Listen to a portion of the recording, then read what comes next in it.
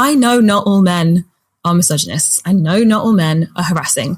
I also know that not all men are actively trying to stop it, or not all men are calling it out when they see it, or not all men are having conversations behind closed doors with their mates that they know go too far when they've had a few drinks, or, you know, that's a not all men thing.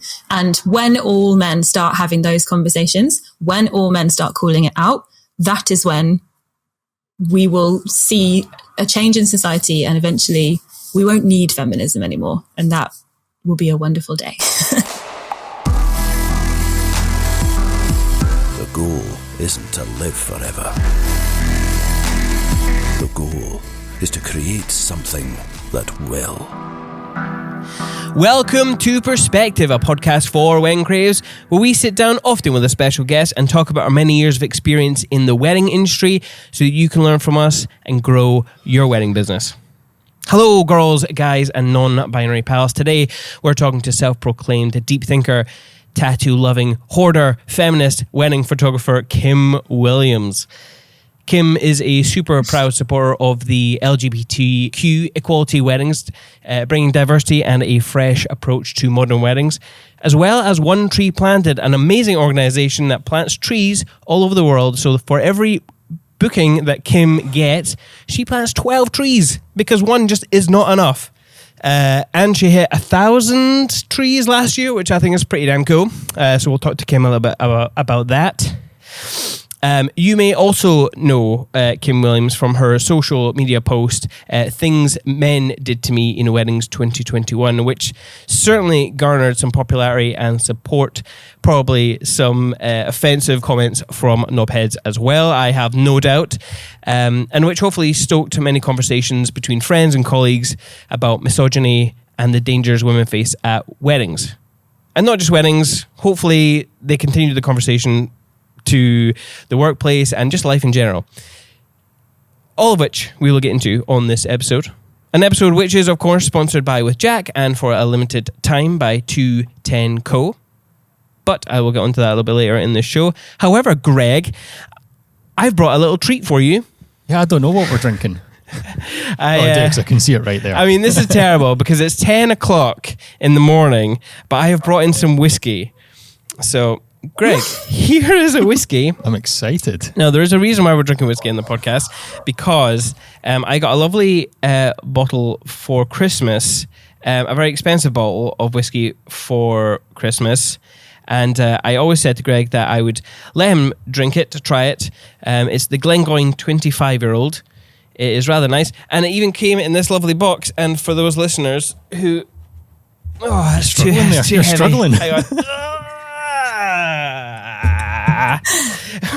For everyone joining us on YouTube, you can see this lovely box. It's lovely, isn't it? I mean, I've never had a whiskey in my whole life that looks like this. That is nice inside. I know, right? Ooh. I know. And so I said to Greg, it's a very nice bottle of whiskey. I will let you try some. Why not we do it on the podcast? Because we've been podcasting quite a lot recently. Multiple podcasts in one day. And Greg was like, Simon, your energy is just too high. So let's just chill it down a wee bit. Cheers. Oh, it's Slange. And we are joined by Kim. Hello, Kim. How are you? Hi, I'm well. I'm feeling, a bit left out that I've only got a coffee. I know. I'm so sorry. It's not. Raid my fridge. Don't worry. We've also got a massive pot of coffee. Yes. What coffee have you got? Balance. Anything in particular? I very much understood the assignment, as the kids say.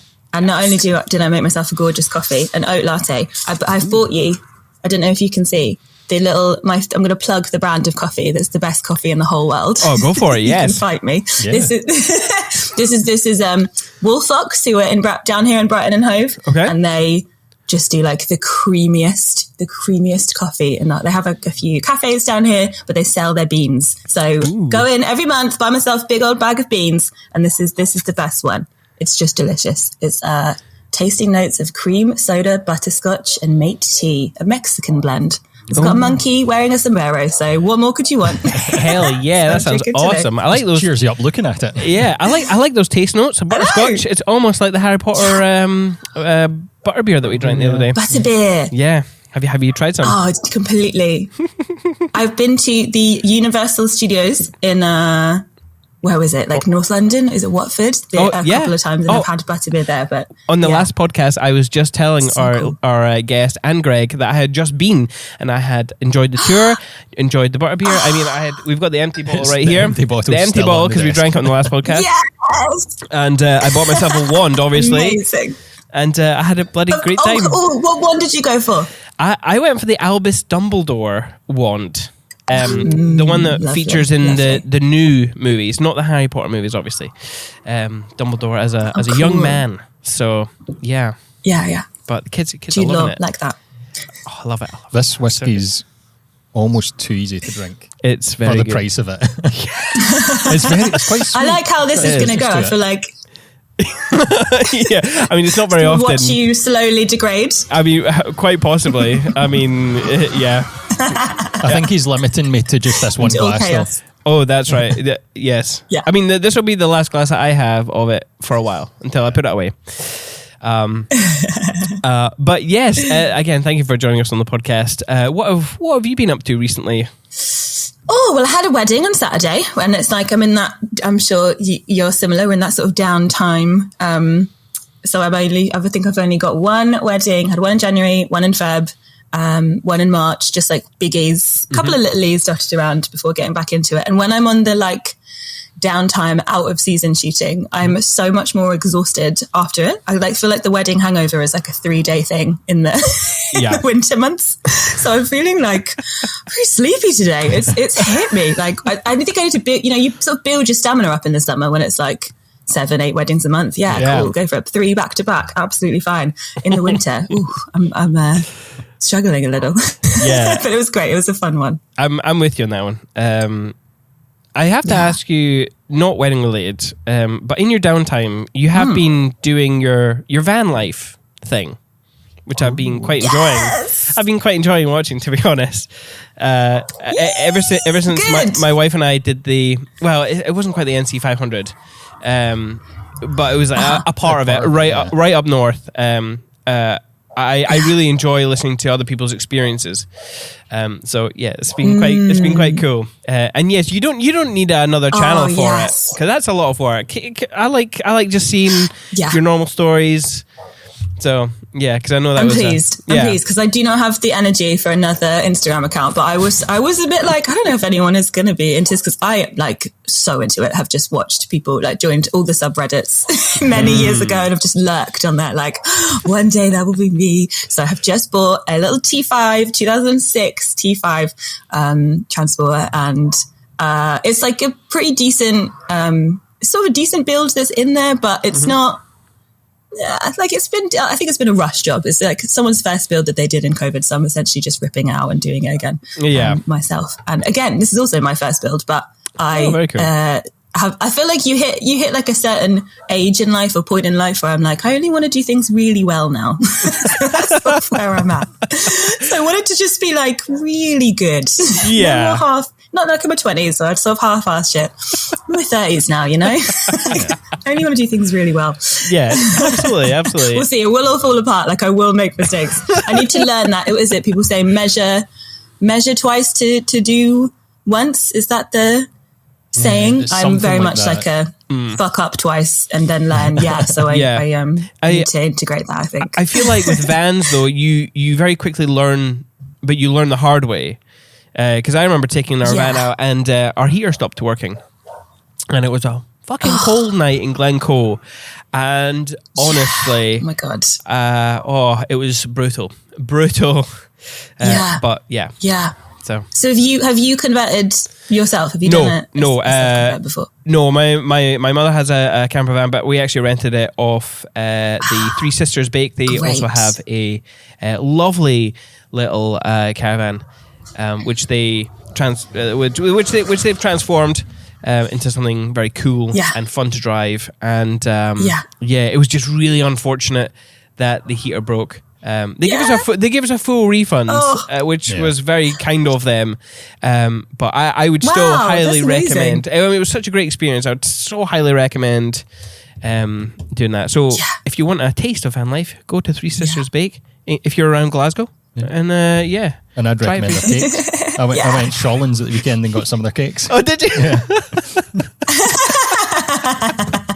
Cakes and vans, it's perfect. Yeah. I rented for like the last 2 years. I've rented a bunch of different vans as like research to kind of figure out what I wanted, because in my head I was like, I want, like a big Renault Master or something like that, like a huge stand up. I want the full shower, I want the full bathroom. And then I've kind of realized that I don't use any of that when I'm on the road. Like I'm not using it. I'm staying in campsites. I'm like purposely not using the compost loo so that I don't have to clean it. I just want simple. And I can't afford a huge thing at the moment. So this is very much like start a van. Get me on, the property market of vans. I'll start here. Build up and get. Yeah. So where's your favourite place to go? Have you been anywhere in it yet? Or are you still just doing it out?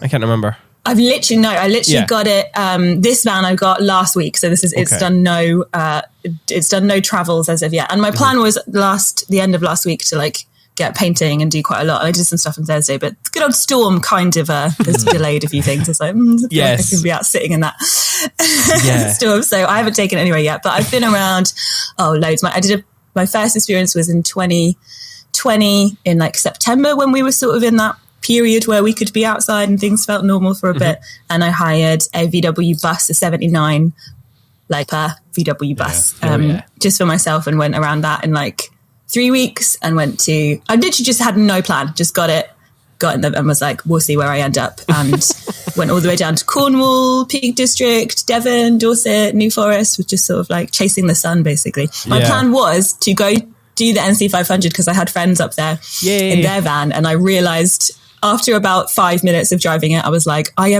picked it up in London. I am never going to make it to Scotland in this van. It's old. It drives at like 40 miles an hour. It will take me 2 weeks to get. Man. Yeah. It'd be worth it once you got there, but to get there, that's a trek. Yeah. Yeah, that's it. It's like, it's so far. So, but that is like something I want to do so much. That is that's probably the first thing I'm going to do on this one when I go on when she's ready to be out in the world. It looks so amazing. Oh, that's cool. Well, I hope you get out there soon. Although I have to say, I know you're a gamer. So how on earth have you been spending so much time in your van recently when there's so much to play? My God. Honestly, what a month for gamers. Let me tell you why. Because I am currently sat here just desperately hoping my doorbell rings in the middle of this podcast. Because my PS5 is lost in the ether. I'm just waiting on my PS5 to arrive. You found one Royal eventually. Mail. Hang on, we've just cut with the very first time. Pause on that cliffhanger. Dun, dun, dun. 12 minutes we made it. Jeez, this is going to be a long podcast. Oh my God. Okay, again, listeners, you know the deal at this point. Another technical issue has hit the podcast room. But yes, Gabe, so your PlayStation 5 is lost in the ether at the moment. It's lost in the ether. Royal Mail promised me a delivery on Friday with the new Horizon Zero Dawn game, and it's just not. I just don't know where it is. It's not here. No. They don't know where it is. The notifications are like hilariously aggressive. They're just like, your building is inaccessible, or there's no delivery options available. Just making this really hard. So I'm just kind of sitting and waiting. But I've like timed it really well. I think I'm good. I just played Ghost of Tsushima. So I played that over Christmas. Mm-hmm. So I've just been playing Legends mode of that, just waiting, like not starting a new game, just playing online. And I never really play online. I have played online with like friends, but I've never I used to play PUBG with friends and would do it that way, but I've never played online like by myself anonymously. And it is very funny to sit and kind of like, I have my headset, but I don't turn my mic on, and I just sort of listen to people chatting away, usually American children. Just thinking, they have no idea they're playing with a 32-year-old lady right now. They have no idea. It's very fun to listen to. So yeah, I'm hovering in dying to play like Horizon. Yeah. Have you played it? You played the first one? I have played the first one. I went back and played it again. I only got halfway through no, I didn't. I got about 3/4 of the way through. And then another game came out, but for the life of me, I can't remember what it was. So yes, but I completed it. So you're not a completionist. I am not a completionist. I'm not a trophy kind of person either. With 3 kids, I find trophy hunting very, very difficult. Yeah, that's my favorite. I'm so obsessive about trophies. I'm really? So obsessive. Yeah, need them all. That's like Ashley, isn't Must it? platinum everything. Yes, it is very much like our friend Ashley, who is one of the sponsors of the show with Jack, and she's a gamer. She has to finish one game before she moves on to the next one. So even though I know she'll be dying to play the new Horizon, she is playing Gears of War 5, I think it is. And she plays on like extreme difficulty for every game. Yeah. Brilliant. I love her. I want to be her best friend. Yes. Please put me in touch. I will do. We sound very similar. That's why I timed it so well. I was like, I'm going to finish Ghost just as... Oh my God. Could this be? Oh my goodness, no. I'm so sorry. Oh my God. Shut up.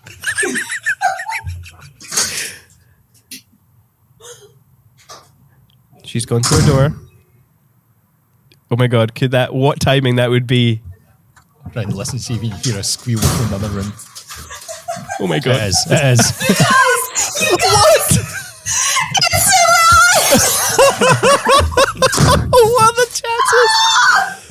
Oh my God. I did not imagine. Just time the postie. Well, and it's been really nice chatting with you. I've had such a lovely time. What a lovely podcast.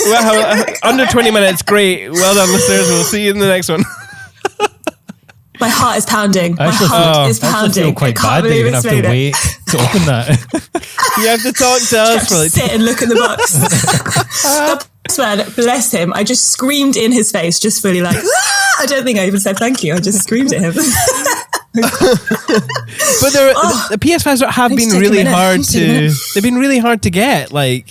So yes, congratulations. But I can, if anyone is listening, if I can give one useful piece of advice today, I know we're going to talk about very important issues later on, but this is the real tea right here. Hotstock, the app, is the only way I got one, and it was incredible. Like Hotstock. So you download this app.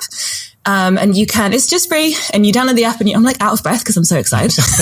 I'm out of breath, just excited for you. I'm like, oh my God, what? The suspense. You download this app and you can like track, and it basically like tracks everywhere that's selling a certain thing. So I put in PS5, notify me when a PS5 is, in stock. And I literally was sat on my phone one day in my workspace and just happened to be on my phone. A notification came up. PS5s, there's one PS5 available on very.com. Had never even heard of it. Yep. I literally bought it within 30 seconds and then suddenly panicked, like, what have I just given £555 to? I don't even know what website this is. Yeah. What did I just do? I was so fast. And then now it's here. Oh, and what a game to play for your first PS5 experience. I mean, so good. Well, I literally have a huge Aloy. This is Aloy tattoo. I'm obsessed with Horizon. So I won't be able to fully appreciate that tattoo until I go to edit it. No, because it's like 8-bit. It's like 8-bit at this point. But yeah, very cool. Very cool. Oh, I'm so excited. I'm so excited for you. Me too.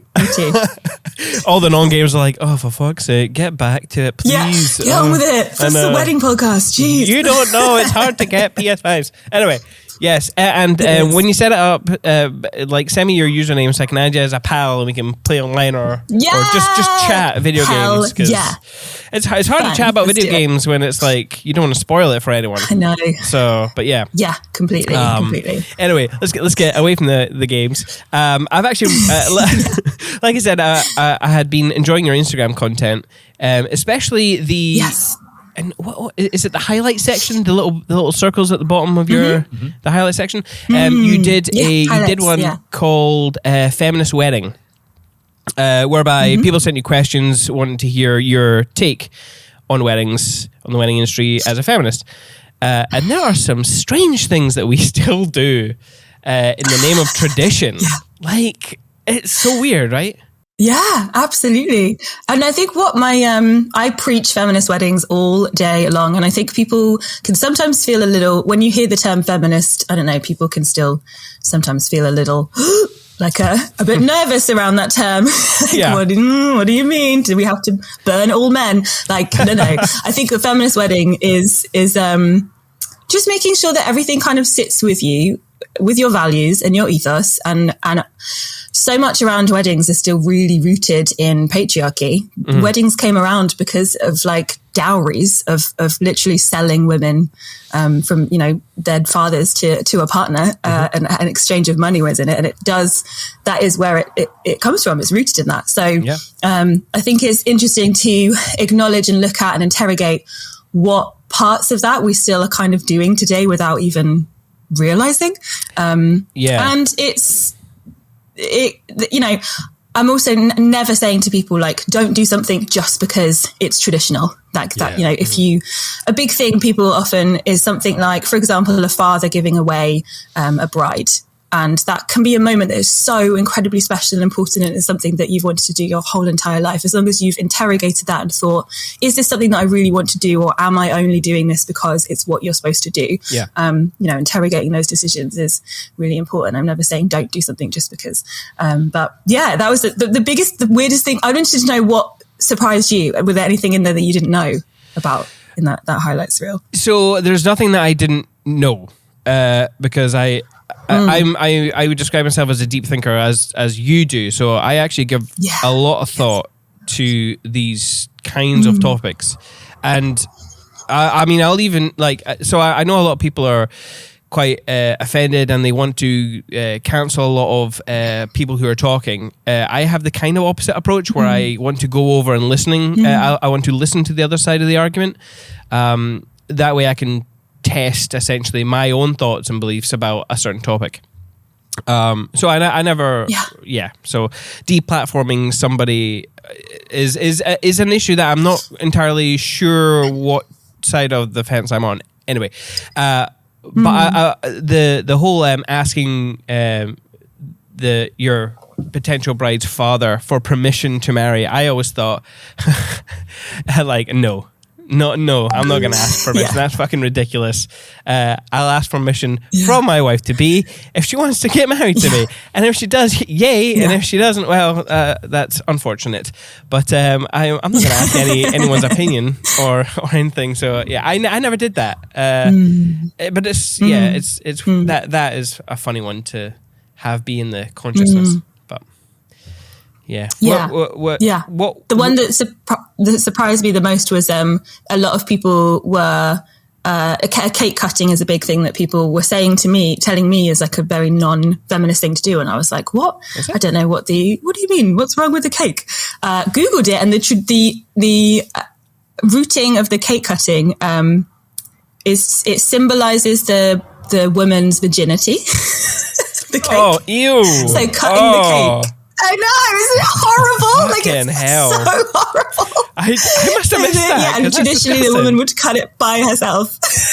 So weird. So, we did have a good laugh. My clients and I have laughed over that now. Every time we do a cake cutting, just sort of a cheeky like, oh, here we go. Oh my God. So funny. But it's, everything. There's like even veils, everything is rooted in some sort of horrible patriarchal tradition that's just like, come on, why can't we just cut a cake? Why? Why does it have to be the origin of it? Yeah. That's actually really disturbing. I must have missed that one because that is truly disturbing. So like I mentioned in the introduction, you made a blog post titled Things Men Did to Me in 2021. And if you haven't checked it out, you should go onto Kim's page and check out.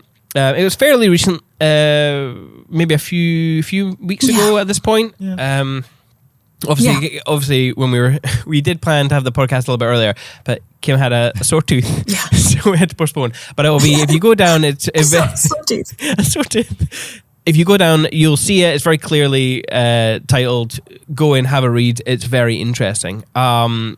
But that post kind of went viral for you, right, Kim? Yeah, it was wild. I guess it was about 3 or 4 weeks ago now. And I just posted it on a Sunday morning and thought I'll leave it there. And I thought I'll probably get, some response from it. So I want to be kind of on my phone today to reply to people, but did not anticipate the level to which it blew up. And I guess I wasn't surprised by... it didn't surprise me how many people related to it. That's why it blew up, is because every single person in the industry who is not a cis man was like, yep, this has all happened to me too. And a lot of people were like, and then some, here's just the worst. And I'll reiterate that the post was titled Things Men Did to Me at Weddings in 2021, because it was just weddings. If I had a Things Men Did to Me in 2021, that would be a whole nother game. Oh, sorry. Did I read that wrong? Sorry, that was my mistake. I've got it in my notes as that at weddings. Sorry, my bad. Yeah, no, it's all good. Yeah, the response was just such a huge amount of people initially saying like, oh my God, yes, this happens to me too, all of the time. At most weddings, stuff like this happens. And it's all sort of wedding photographers, videographers, who we talk to each other about it. As women, as trans people, as non-binary people, we're talking to each other all the time about this, but we're never talking to it in an open space where our clients can see, because it's really scary to talk about, because we, want to protect people's wedding days. That's something that we do as suppliers on their day, is like one big priority is to make sure they have the best day ever. So we never want to bring up anything that could be negative around their day. But I've kind of just realized that actually all we're doing is sort of protecting the people, the harassers, or we're protecting those men by doing that. That's all that we're doing. And so it's very much time to stop. And we will be talking more specifically with regards to that social media post, and a little bit more on the issue a little bit later on. But yeah. In the intro, Simon mentioned that you plant how many trees is it? 12 trees 12 per trees, wedding. Yeah. How did you choose that number? And then how did you decide, what was the reason for getting involved with that? I realise now that the 12 is so random, but it's literally because one tree planted when I first started doing it used to have, you could plant 1, you could plant 12, or you could plant 20. And so I just went in the middle and went with 12. They no longer have that anymore. So but for some reason, I'm just still doing 12. Yeah. It feels like it's just a thing now. It's just a thing. I do 12. But I do realize that's such a bizarre, there must be some meaning behind that. No, it was a click box. I just felt like 1 was not enough. 1 was not enough. And at the time, 20 just was slightly too many for me to afford. Maybe I'll whack it up to 20 now and round it up. But that was something that came out of, just wanting to be more sustainably conscious in my how I do everything. So a few years ago, I really decided to make active changes in my lifestyle, and especially when it came to my business, what can I do to make sure I am helping contribute to this world in some way? And I know I travel a lot for my weddings, and I've just literally bought a diesel van. So it's not the most eco-conscious of method of transport. So I try and offset that by things like tree planting and kind of making everything digital as much as I can, and having no plastic, or nothing, my albums, my USB sticks, my prints, nothing comes from abroad, nothing has flown over. Cool. It's all small businesses in the UK that do everything.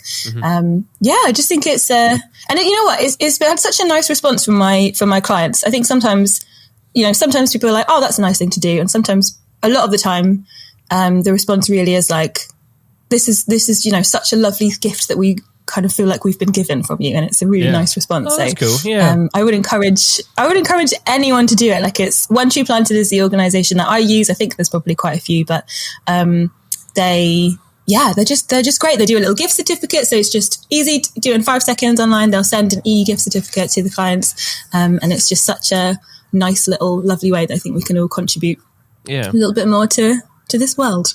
That's really cool, actually. I wonder if, for the people who are more worried about their bottom line than anything, how much do you have to invest for a service like this? If that makes sense. So you just pay for the trees. So it's $1 per tree.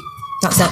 Oh, wow. So okay. It's pennies. Yeah. That is crazy. And if they're that worried about if they're that worried about their profit, they can just factor it into their price, and the client's technically paying for it.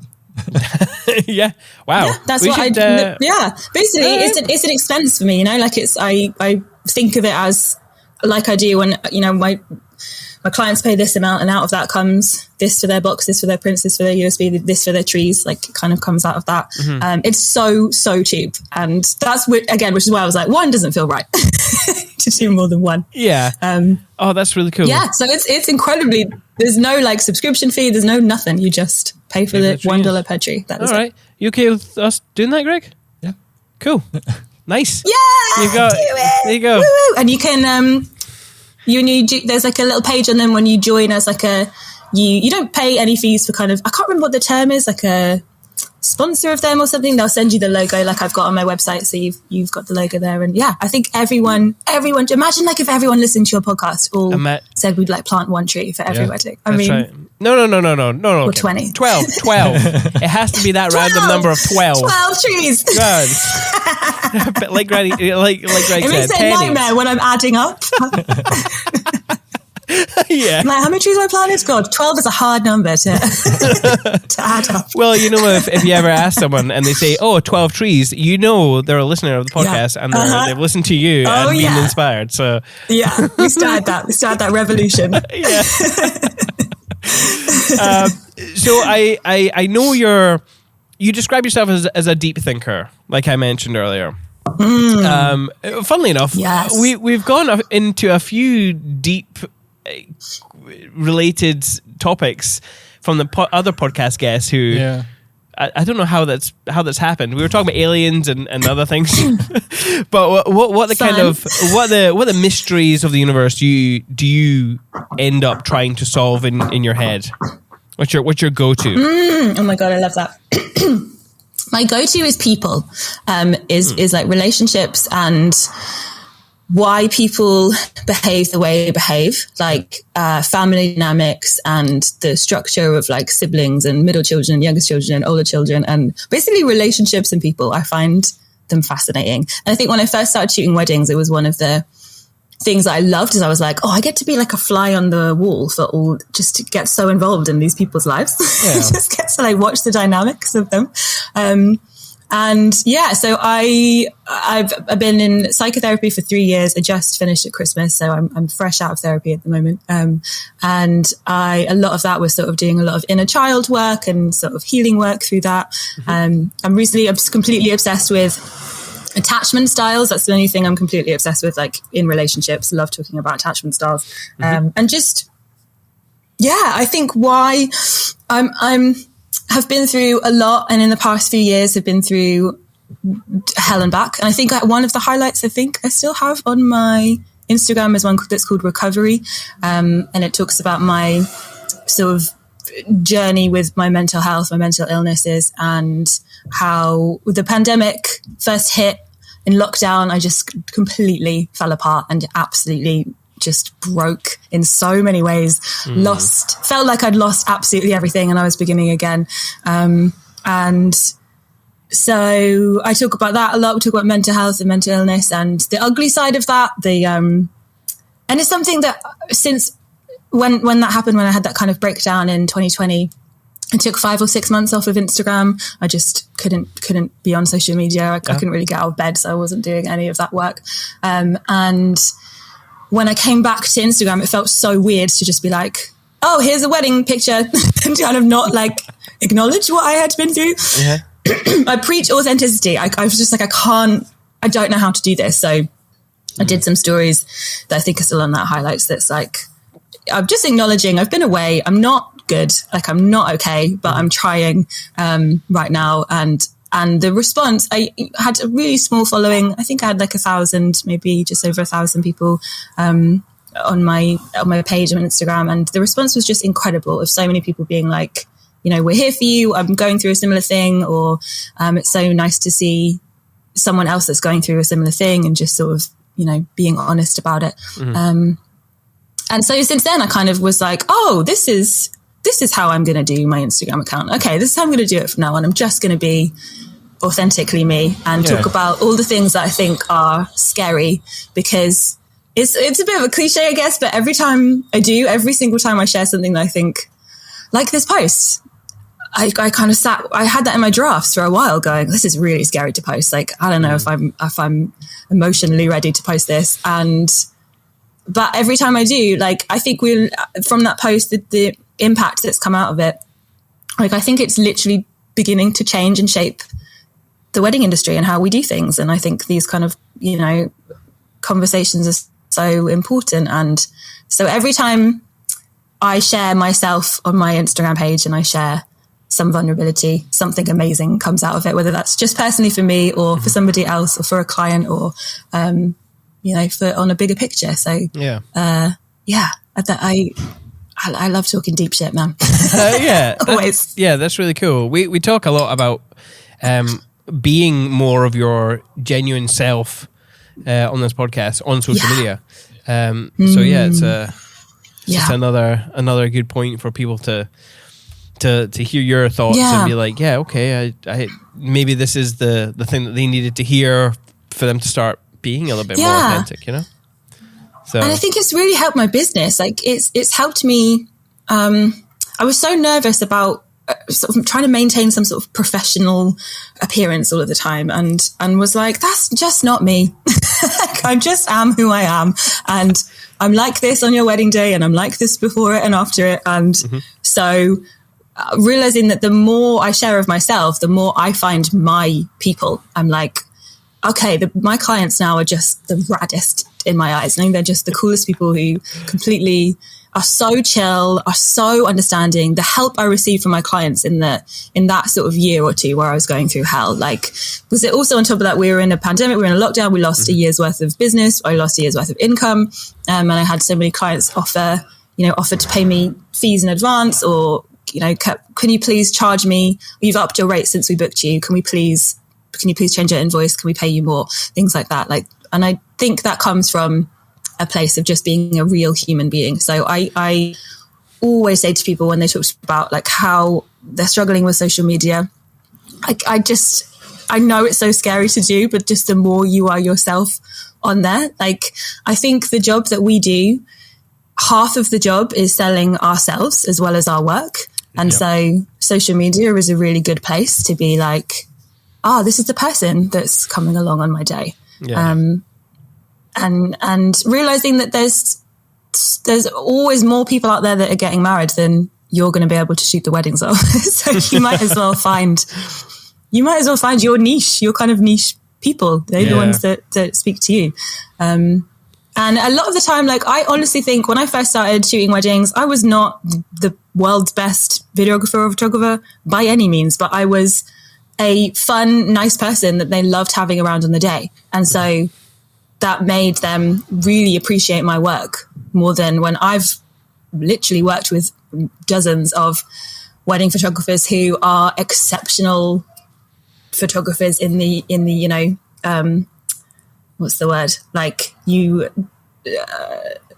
look at their work and it's like, artistically, that's incredible. Or technically, that's incredible. Objectively, they are good photographers. But on the day, they were a nightmare and everyone hated them. So I think that really is going to change how you look at the outcome of those, of the work in the end, and just go, I have people, when I leave a wedding on the day, saying, like, before they've seen any images, that they want to book me for their wedding. They haven't seen anything yet. They just like how I was in the day. And I think that's a big, social media can be a really big part of that for sure. So well, that's cool. I always preach that. That whole sort of, I want to be professional or show a professional image it's an interesting one, because everybody sort of says it. They're like, oh no, I need to be professional. But I think it was it Monica Frias in a recent episode said that the reason she shoots weddings is because she doesn't want to be professional. It's like she works for herself and she's doing something that's creative. Yeah. If she wanted to be creative, professional, she'd go and work in a corporate job or something. So it's as if it's just an excuse that people use to not be themselves, I guess. Yeah. As long as you're not. So. I think because it is As long as you're not being a dick at a wedding, then That's it. you're going to leave a good impression on people. Yeah. It's almost like professional has become another term for like nice. And they're not the same things. Like you can be like, what does professional really mean? To me, it means fake, quite honestly. Like it means, I think about my many years of working in retail and like the professional persona that I would put on is just like putting up with bullshit of other people and like putting on a fake voice and being a fake version of myself like that. Yeah. Yeah. I think you can be, professional in the terms of how you deliver your work, and you can, everything can be on time and on deadlines, and you can take payments and not be a complete mess. You don't have to be, don't be a dick. Yeah. Simple. If there's one rule to live by, it's just don't be a dick. Yeah. Just please, I think so. just don't be a dick. That's it. Yeah.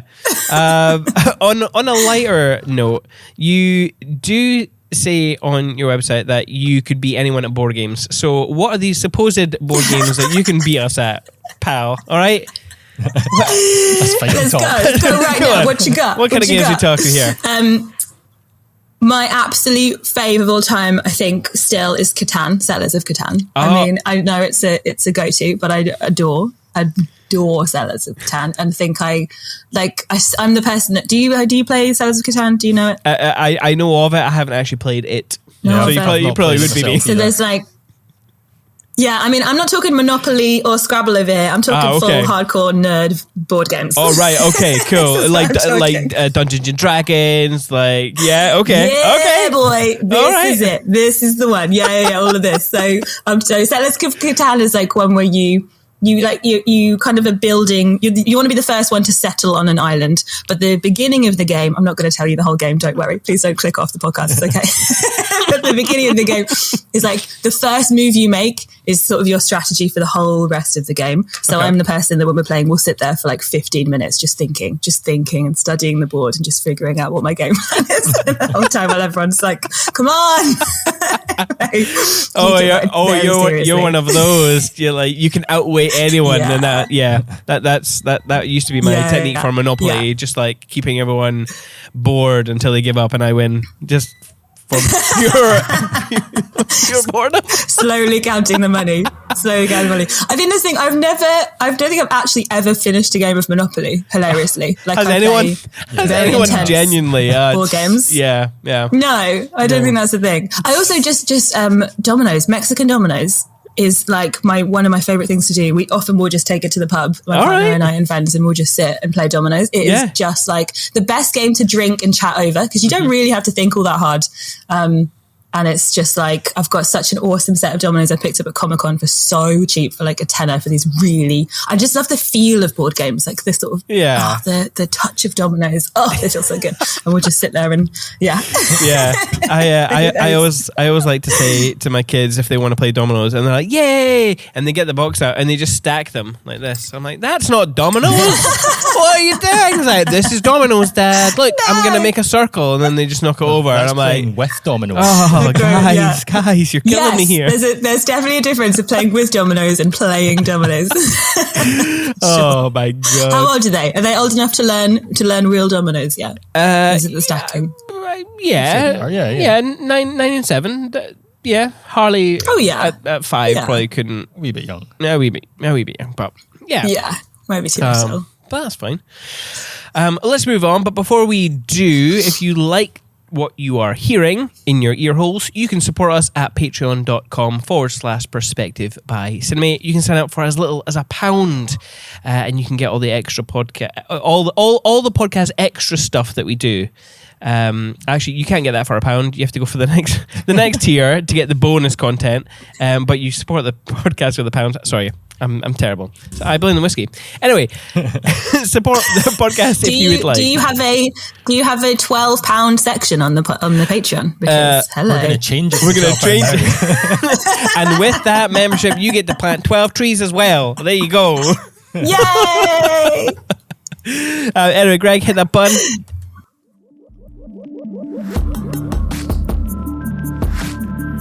And pour that coffee, my friend. obviously I've introduced you on the podcast and we've been talking for a little while, but in your own words, Kim, who are you and what do you do? Oh, I love that question. Who am I and what do I do? Well, I'm Kim Williams. That's my name. I am living in Hove, down Brighton and Hove. I'm a wedding photographer and videographer. I'm a gamer. I'm a yogi. I'm a cat mum to 2 cats. I am a deep thinker, a business owner, an auntie to a little 2-year-old nephew, a good friend to a select few people, small circle of friends that I'm really, really great with. A lover of colour and light and life and the sea. Someone who lives with a lot going on in my head, a lot of struggles, but has sort of powered through. Someone who's gone to hell and back and is sort of out the other end now and loving life. That's who I am. Yeah. And obviously this is a wedding industry podcast, so let's focus on that sort of part of your life then. Because there's a lot there, but let's just focus in on that. How did you get into wedding photography? So I was actually teaching drama as a drama coach, and I just had a camera as I think my dad always had the old school, I can't even remember what video camera it was, but one of those with the tape in it that we would play with, and I'd just make movies with it the whole time as I was a kid, and was playing with them a lot. And out of playing around with cameras and being in the theatre industry, I started to take headshots of my friends who were actors, and eventually that became my business. So I had a home studio and was doing headshots and theatre photography. And then somebody who I'd done, I'd actually taught with, she asked me, Alex, shout out to Alex, she asked me to shoot her wedding and do a wedding video. And I'd never done a professional video before. I'd been doing photos for a little while. And I was like, did bits and pieces of video, but she was just like, I just love you and what you've done and just want you to come along on the day. So we had to convince her now husband to get a video. He was very unsure. So I think we met up in a Starbucks in Croydon. God, this is going back probably 7 years now. And just to say let us do a video at your wedding. You're going to love it. I promise you'll love it. And he was like, fine. So I'd literally never shot a wedding. I'd never even been to a wedding by that point. I'd never even been to a wedding before. Okay. I do not know what to expect. This was so, it's cool, I'm just going to rock up. And had the best day, knew those people, so fun, did not sit down at all, never stopped. Even when they were eating, I was just still going. I didn't kind of know the etiquette of, and I remember actually the photographer I was working alongside with, who I'm pretty sure was Paul Fletcher. I'm trying to remember that first wedding. I think it was Paul Fletcher photo. He was like, you need to stop and sit down and eat. And I was like, oh, are we allowed to eat? What? I'm allowed to eat? Oh, okay. It was chill. Just chill for a minute. So that was great. But I was like, oh, this is great. And I loved doing it and I loved editing it and she absolutely loved it. And then from then, a few more people asked me to do video, and then I was doing photos at the same time. So I never branded myself as a wedding photographer or videographer. It was just people asking me to do it. Yeah. I think I got really lucky in that I had a network of, I was working in the theatre industry. So I had this sort of huge network of people in London, and so much comes from word of mouth, right? And it's just she's a nice person who is fun to have around on the day and is doing wedding video and, was hella cheap at the time as well, obviously. So I just did loads. In my first year. And it wasn't until maybe 3 or 4 years later, I was like, oh, I think I'm going to make this my business now. And actually I was doing so many weddings without even having an Instagram or a website or anything like that. I was just doing them. So I think it was 2018 that I was like, I'm going to phase out all my other work and I'm just going to do weddings from here on. So nice. I started the Instagram account, started a website, and then I think it was about 2018. So it's been sort of 4 years full time since then. Yeah. And do you always shoot hybrid? Is that, sorry, so... No. Right, okay. Yeah. Confusing. So I did do, when I first started, I had I did a package that was like all day photography and a highlights video I would do. So I would shoot a little bit of both. Yeah. There is no way in hell I would do that now. And I haven't done that since probably 2018. Okay. No. Yeah. Absolutely would not do that now. And so the way I do it now is most of the time people book me for my all day photography and all day videography package, which is when I bring along a second shooter to shoot video all day. And I've got a couple of amazing second shooters, my friends Tom and Victor. Tom, who I've known for like 20 years, we went to school together. He has his own production company, Bobbins Productions, and he comes to he's got a sweet gig. I always say, sometimes I'm like, I want to be you. He just gets to rock up to like 25 weddings a year with me and just shoot and then leave. Nice. That's the best day ever. Yeah. Doesn't have to run the business. Because none of that, none of the editing. I'm like, I'm doing this wrong. So because I'm in that unique situation where I shoot and edit both, it just works out quite well that I can have him along and so I edit the videos. Or sometimes people will book me for just photography, or very occasionally I will shoot just videography myself as well. But I'm kind of phasing that one out because most people are going for my biggest package now, so I'm kind of like holding back for that one. Cool. Yeah, so I would no longer do. At the start, it was totally fine to do both photo and video, but nowadays I say, and sometimes people ask me if I'll do that, and I say now, like, I would way rather do one thing amazingly than kind of split myself between doing two things at once. I'm just not interested in doing that anymore. There might be times where, like in the morning, in the getting ready prep time, because I always will cover both people, sometimes it works out better that we can split ourselves, and I'll send one of them off to one half of the couple and I'll be with the other half, and we'll both in the morning shoot little bits of stills and video because there's not sort of too much going on. That so makes sense. Kind of like that can work out. And we're all shooting on the same cameras. We're using Sony's. So yeah, it works quite well. But yeah, I love shooting both of them. What I really like about doing both is that I get like bored very easily, ADHD brain. I'm kind of, so flipping back and forth between them is so great. To be able to flip between editing both of them really keeps me like focused, entertained. So you mentioned packages there. Is that how you structure your sort of pricing? Is it in packages or is it a la carte?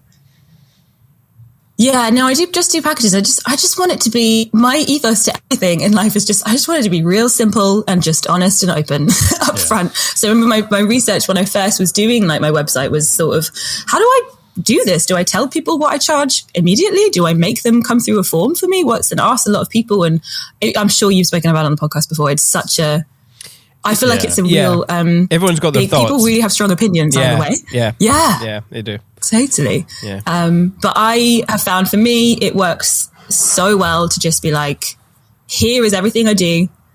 There's an all-day photography package. There's an all-day videography package. Oh no, we've stopped. We've a second air. To be honest, we got 40 minutes. Not bad. Not bad. Pretty good.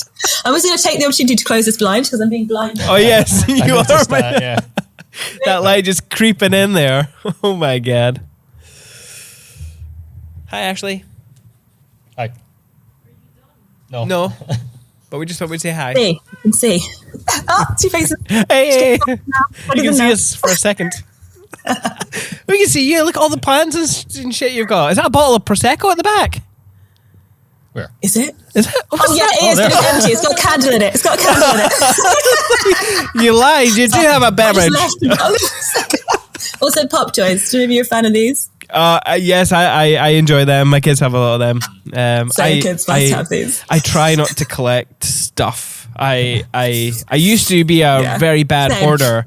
I had like thousands of CDs and DVDs, and they were just like, like I had to go through and catalog them. Back in the day, before like iTunes had, you could just do it, and all the data would flow your way. I did it by hand. Yeah, hundreds of CDs. Yeah. I'm very proud of myself. And then when you could update, then I was like, oh, well, that's like literally that has just it was a bit soul destroying. And so I went through and I was very aggressive, and I was like, oh. And then I realized if you're aggressive normally, you don't have to go through the whole big tidy organization ever. And, so true. And I'm so lazy that is my priority now. So I don't let things clutter up, and I don't let things get too untidy. I mean, sometimes I'll be properly lazy on the day, but Anyway, sorry, because so listeners again, and watchers of the YouTube, we have had another tech gremlin attack us. We're back, but we're back. We are back. We're back. Yes. So I don't remember what we were saying. You were talking about your packages and sort of being quite upfront with your pricing. Yeah. So transparency. Yeah. So all day photography package, all day videography package. And then the big one, all day photography on all day videography. God, that's a mouthful. And a micro wedding package. And then, I'm transparent on there. Like, if you're doing something different, then we can work out something bespoke. But I have found so many people that way. It filters through people who, immediately there. If it's too much for them, if it's too expensive, then they're not going to contact me, and I don't have to do any of that admin, of that back and forth. Like, there we go, nice and simple, it's done. I found it's made my booking process so much quicker because everything is just there, having that on the website and an FAQ page. I book interestingly, the more I put my prices up, the quicker that process becomes. I think people have almost like they have more of a level of trust with you when you're charging a certain amount, that they're just like, this is it. This is gonna be great. Here we go. Sometimes it's just a couple of emails back and forth. Whereas when I first started and I was charging nothing, it would be like, I have to meet in person. And now I get it. Now I'm like, I would be suspicious. I'd be like, why are you so cheap? Yeah. The time was like, I don't know what I'm doing. That's why.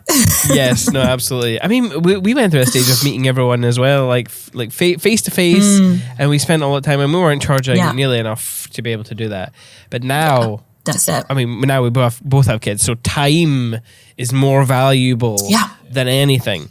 But also, people have got used to a quick Zoom call. Like, if they want to talk before the wedding, and especially with a lot of our couples being abroad, it's easier just to be like, well, schedule a Zoom call, we'll have a chat, done. Yes, absolutely. Definitely. Zoom has been game changing. Like, I really like doing everything on Zoom now. Plus, there's no more powerful feeling than doing a client meeting without any trousers on. It's great. It's great feeling. Good vibes. Good vibes. I haven't experienced that myself, but maybe I'll try it on my Zoom. I am still making an effort. By the way, I am 100% just joking. I am, fully clothed when I do my thing. I like doing evening Zooms and doing it like with a beer or with a glass of wine, like an evening Zoom. It feels like I'm out in a pub with my clients. Like, that's a nice way to do it. Oh yeah, I like that. I like that vibe. Yeah, that's cool. Let's get on to your style of photography and videography, I suppose. You describe it as candid and fun. How do you achieve those sorts of vibes in your images and videos? Just by being me and nothing else, just being completely authentically me. And I can't, like, my couples come to me and always say, we hate being in front of the camera, we're so unphotogenic, we're really nervous about that. Like, that's the kind of person that I attract. I think because I'm the same, I despise being in front of the camera. Like, just immediately go, I don't know what to do with myself. So I always say to them, like, when we do those, but they're like, but we still really want some nice pictures of us. I'm like, of course you do. And it's possible to get, like, you don't have to be posed for that to happen. So most of the time I love that, because if you're giggly in front of a camera, that's a dream to me. Like, if you're laughing, great. Like, that's, even if it's laughing out of a bit of discomfort and a bit of like, what are we doing? You're laughing. I say my kind of ethos to my images is like, and video, if they're not emoting, I don't care about it. If there's no real emotion happening in that moment, whether it's photo or video, it's not something that I'm interested in. If it's not a real laugh, or it's not a real cry, or it's not a real shocked face of horror, whatever it is, then, I don't care. Like, it's, I'm not someone who, and this is very much just my style and my way of doing it. I way more prefer a photo that's a bit technically off and it's not the sharpest thing in the world, but it's actually got emotion in it, rather than like the most technically perfect thing. Where they've had to stand for 10 minutes and they're bored and they just want to have a drink and join their party. So, yeah, I think I'm more, I always say, like, I'll place you in beautiful spots and just let you do your thing. And I talk constantly, like, I'm always talking to them.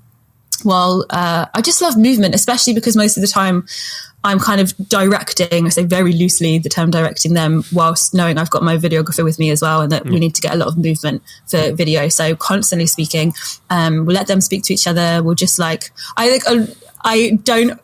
I'm not always aware I'm doing it until I'm editing back footage and I just hear myself. Sometimes I have to edit back with the footage on mute because I'm like, Jesus, she doesn't shut up. I'm just constantly screaming at them like, you're so cute, I can't handle it, you're amazing. Just like showering people in compliments because I get so excited in the moment. Like, I love my job. I absolutely love shooting weddings, and I love like, you know, if I'm on a cliff edge in Cornwall and it's like sunset and I'm with two really fun people who are like kind of wasted by this point because it's the sun is setting in the summer and they're just like having the best time ever, I'm so excited and loving it too. So I think, and that I think comes from my years of teaching and understanding that people mirror each other. We're mirroring all of the time. So if I'm bringing the energy and the fun, they're going to have it too. If I'm very silent, stood behind the camera, not saying anything, being a bit awkward, they're going to feel that way. Yeah, so bringing myself and me, and I'm someone who's incredibly energetic and,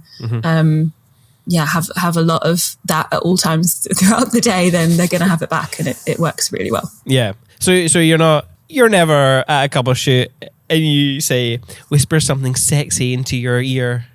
Like, dude, don't get me vegetables. The vegetables. Think of a sexy vegetable. Stop that. I witnessed one this last year, and I will try and not give too much away about who it was, even though I feel like I want to put them on blast. Who said, I was working alongside a photographer, who said, whisper racist things to each other. What? No. Yeah. What kind of reactions did that get? What the fuck? Exactly. What the fuck? Uncomfortable, very uncomfortable. Yeah. Very uncomfortable giggling.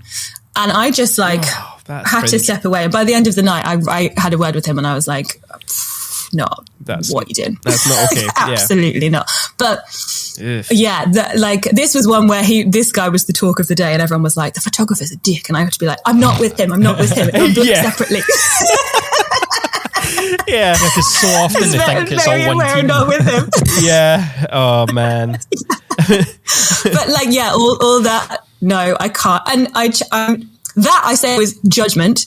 Never tell anyone to say anything racist at any point. That is fully said with judgment. But people who do the whisper something sexy, fine. If that's your thing, that's your thing. But personally, it makes me want to die. So I couldn't imagine saying it to anyone. I just can't imagine saying it. Because it's not, I just don't think it's genuine. It comes back to authenticity. If they're in the moment and they're not enjoying it or having a good time, then don't take the pictures. Have a break and come back to it, because I've witnessed this when I work as a videographer. It's very insightful. It's been very insightful over the years because I'm usually hired alongside a photographer of a very different style. And it's usually sort of like a last minute, we decided we wanted a video, and it's usually completely different. Which is quite interesting to work alongside and seeing people do very different styles from me. And I just think, I don't know. It's just, I'm not interested in the perfect photo. I'm interested in authenticity of emotion and actually capturing what's happening in the moment. So we're saying that, I'm still technically good, but I care. I don't care about that side as much. Photos aren't shit. No, that's fair. So someone out there might remember this story that I'm about to tell off Facebook. I can't remember who said it, but it was basically the video and photographer, they were going to do the first look, and there's before you do any kind of big moment, you talk to the other person. You'd be like, hey, where are you going to be? How do you want to shoot this? What's good for your portfolio, whatever. Yeah. The video was like, oh no, it's okay. You get the first moment. You get the genuine stuff. I'm going to fake it and do it a couple of times. And I'm like, they said they're going to miss the genuine. You're not making a movie. Yeah, you're going to miss the genuine reaction to do setup stuff. That is so weird. Please, video people, please don't do that. No. Because they're just going to watch that back and go, oh, that's fake. Please, God. Yeah. This is, I mean, I really think it comes from a place of ego. This is something I've been speaking and thinking about recently, is like, it has to be an ego thing. If you are making their wedding video for you, that's not how it should be. We're capturing the best day of people's lives for them. Yep. Like, this isn't about you. And I think it's, I had a situation last summer with another photographer I worked alongside who was lovely, really lovely. But we had this like epic sunset out in a cornfield and the sun was setting and we were so excited all day. We were like, this is going to be beautiful. You know, cornfield, sunset. Hello. Yes, please. Yeah, it's perfect. But their speeches were really dragging on. And they were just very, well, I say dragging on. That feels very judgmental. Their speeches were very long. They had a lot of speeches and they were very long. Yeah. And that's what they wanted to do. But we knew we were going to miss this. We were going to miss this sunset. And I was like, it sucks. Yeah, it does suck. That's sad. It would have been amazing. But they're in the middle of speeches and, you know, that's what we can do.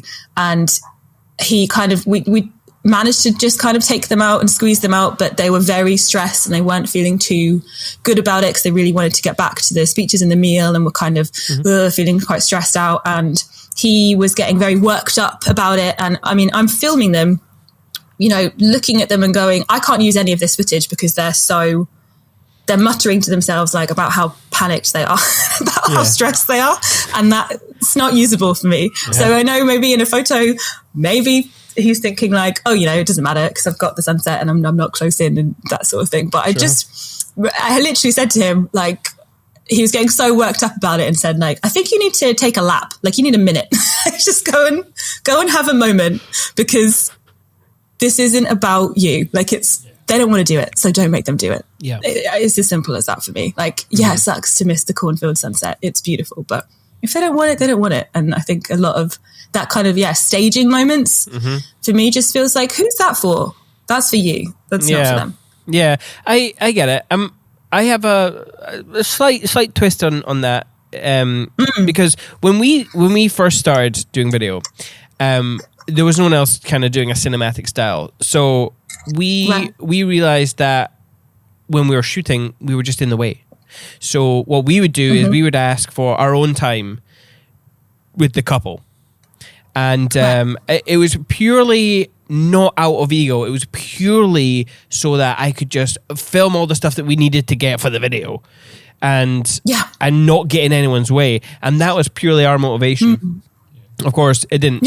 Like, you learn to work faster and be a little bit more...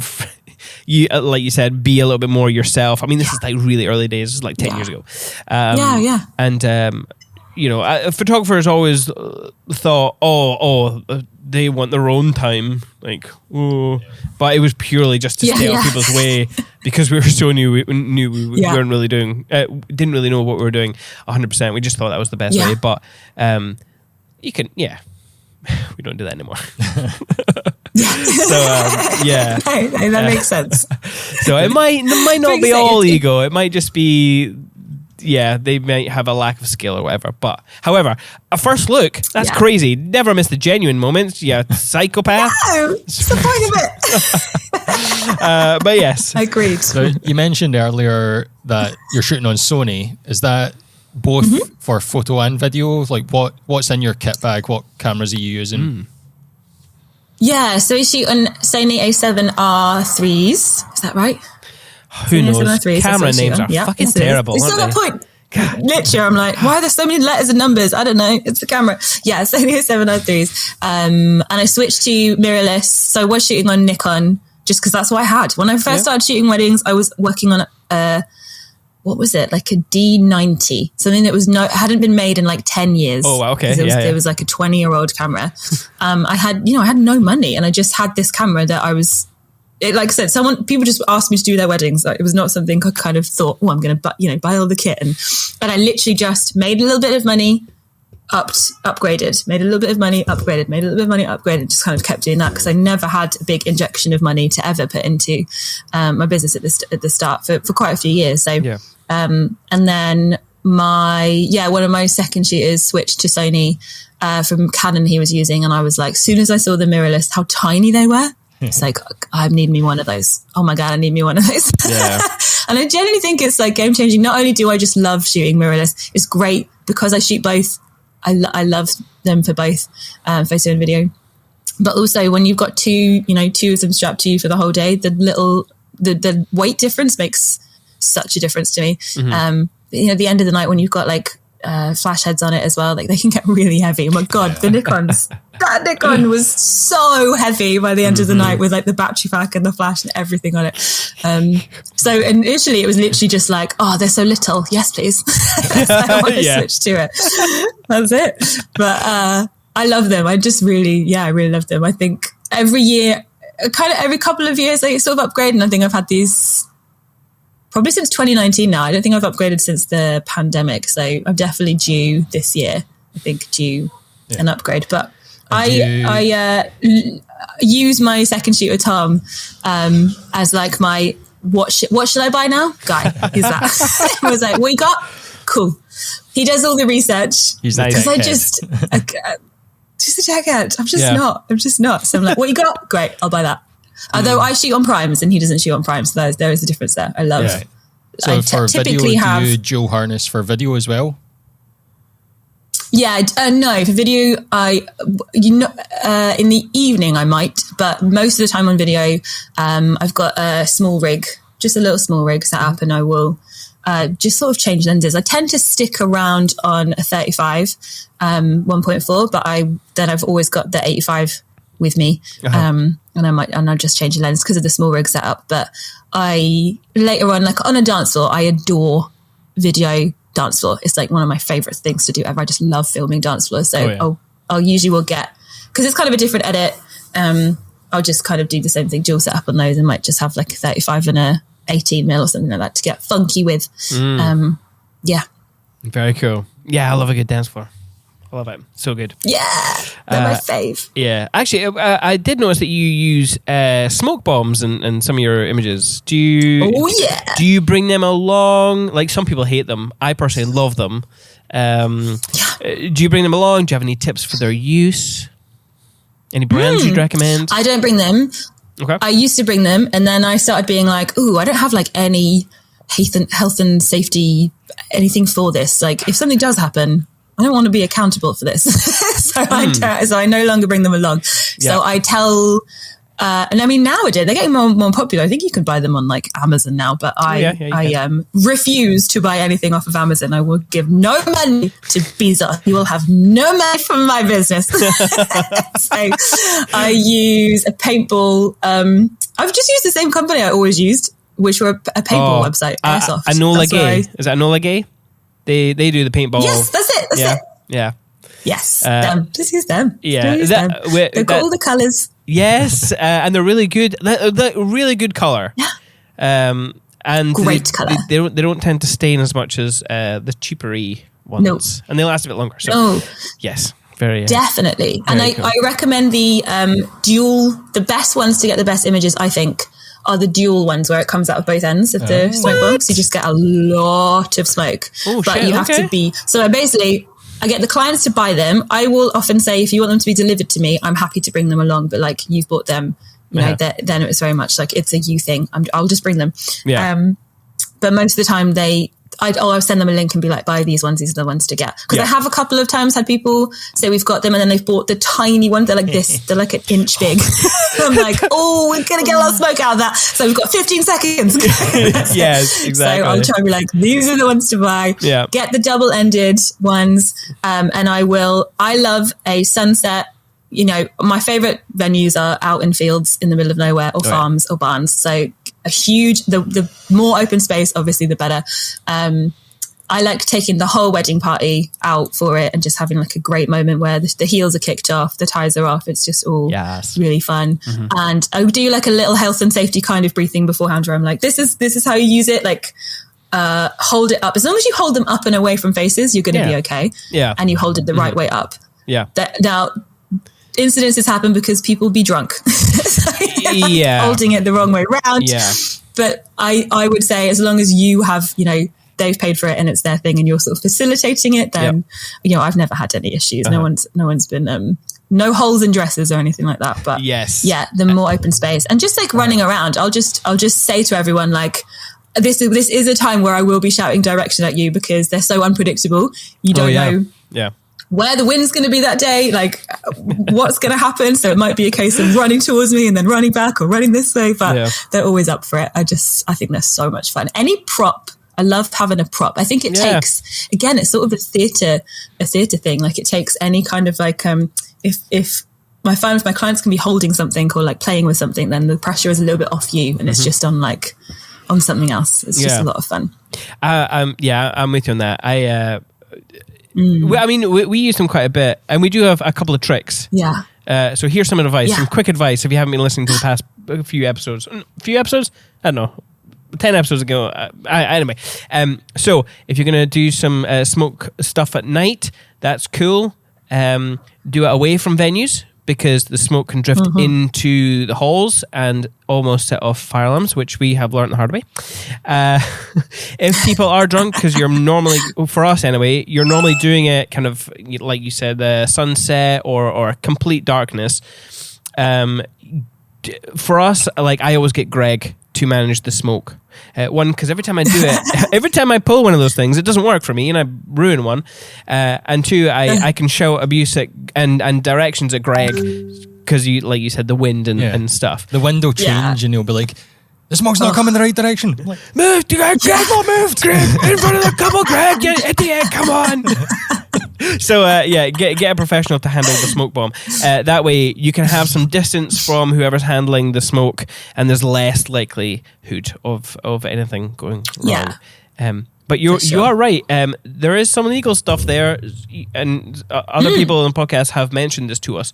So if you're listening, maybe put that in your contract. I don't know how you put that in your contract, but if you want smoke grenades, maybe like you said, go to the couple, get them Kim to does it. Pass on responsibility. Yes. Absolutely. It's my ethos in general. Yes, absolutely. Hello. At the beginning of the podcast, I introduced the fact that we've got two sponsors of the show, with Jack, which is Ashley Baxter, who funnily enough works in this very room, and 210co, which, if you're wondering, is Greg and I. That's our second business. That's right, we're sponsoring our own podcast. I don't know why. No, we do know why. We're looking for more members to join our creative space. Yeah, if you want to get out of your home office and come and join some other friendly faces in Glasgow, it's quite a niche advert here because it's Glasgow specific. If you're visiting Glasgow or live nearby, you can come and work here. We've got permanent desks, we've got communal desks, hot desks, all the desks. I sound like one of those... We've got a podcast desk too. I sound like one of those ads, like, we've got this and this and this. We've also got a kitchen with a fridge. It's got beers in it. It's got free beers. You can have beers for nothing. Yeah, so you better move quick or else they'll be drunk. They've been in there for so long. They're going down quite fast, actually. Are they? Tom must be hammering them. This is the 210co ad, and I'm butting in because last week I gave Greg a beer. Oh. Brewdog layer cake. You're just giving me your Advent beer. Well, now I've got another gift for you, Greg. Oh, another beer you don't like? Another Brewdog. Here's your beer number 2. Give me that. See, this is why... It's cold. It's got, I put it in the fridge. Oh, this is why you should be in the 210co office, because I will give you my beers for free. You can get rejected beers. You can get my rejected beers. Anyway, back to the normal ad. Anyway, if you want to join us at 210co, what's the address, Greg? We're on Washington Street in Glasgow. That's right. You can hit us up on... Oh, that's horrible. On Instagram, 210co_, or just reach out to Cinemate on Instagram and we'll let you know the information. That's right. And if you want to be a better sponsor of the podcast in future episodes, you can do. Just write to Cinemate on Instagram or Facebook. Cinemate Films. Cinemate Films on Facebook. Cinemate Films on Instagram. Let us know. That's absolutely fine. We'll be more professional when we do it to your brand, I promise. Anyway. Back to the podcast. Talk about your secret mission of tackling the patriarchy, white supremacy, and outdated traditions of the wedding industry. Well, I don't think it's a secret anymore. I think it's now out in the open. It's definitely not a secret. since that post, I've been ruffled. But I have always, like we touched upon earlier, I am an intersectional feminist, and everything that I do, that comes into play. And it's an important part of my life and my identity and who I am. And the wedding industry is incredibly still very outdated, very heteronormative. I've literally got a post scheduled for today where I'm going to talk about the kind of heteronormative language, because I'm still seeing so many people exclusively use the term brides and grooms. And it's just, we don't need to do it anymore. And I can't believe the amount of people that I get bookings from who inquire and say to me, like, you're the only person we've seen who has a space for pronouns on your contact us page. Like, I use they, them pronouns, and it's never an opportunity for them to come up or something like that. Or you're the only person who has representation of you know, I don't know, someone who's not a cis-het white couple, basically, on your page. And that, like, is so sad, because this should not be the case anymore. And I think I do think if you are working with the same sort of couple every single time, then that is because that's what you're putting out there, and you're not being an open space for anyone to come into and feel safe in. And that's something that you can very easily rectify and fix. So that's like, so when I said it in my, I think that's in my like bio on my website, it being a sort of secret mission of just going, I'm going to just kind of like get in here and kind of make myself a little bit known, and then start to preach quietly about all of this stuff and hopefully make some change. And I do think it's happening.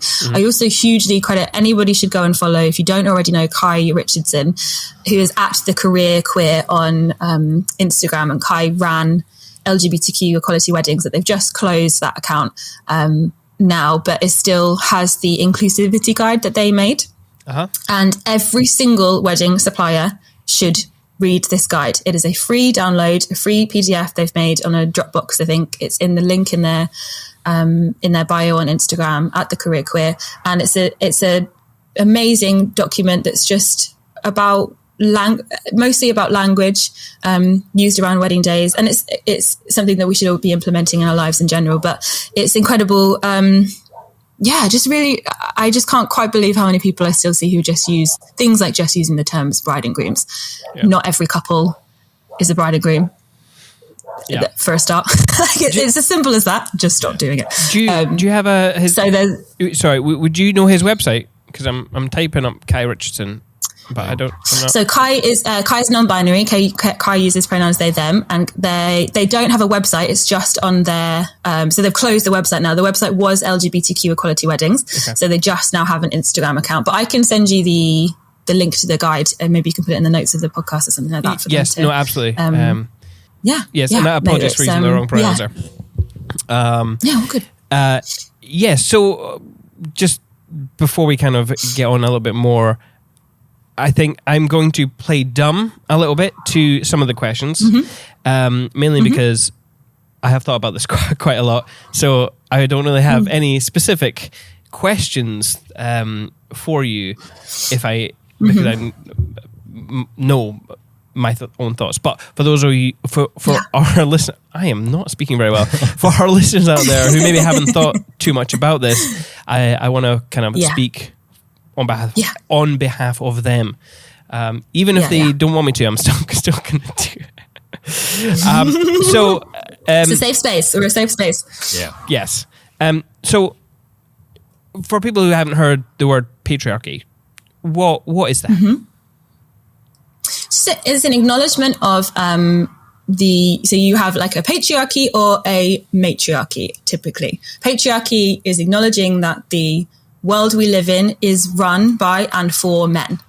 If you look at our leaders in the world, they are men. It's predominantly run by men, and the world still is very much catered towards men. So patriarchy is essentially that. It's just our world has been designed for, built by, and still is acknowledging and ran by men before anybody else. Yep. If we, for example, I will use Horizon Zero Dawn as an example. They, because gaming is life. Yay.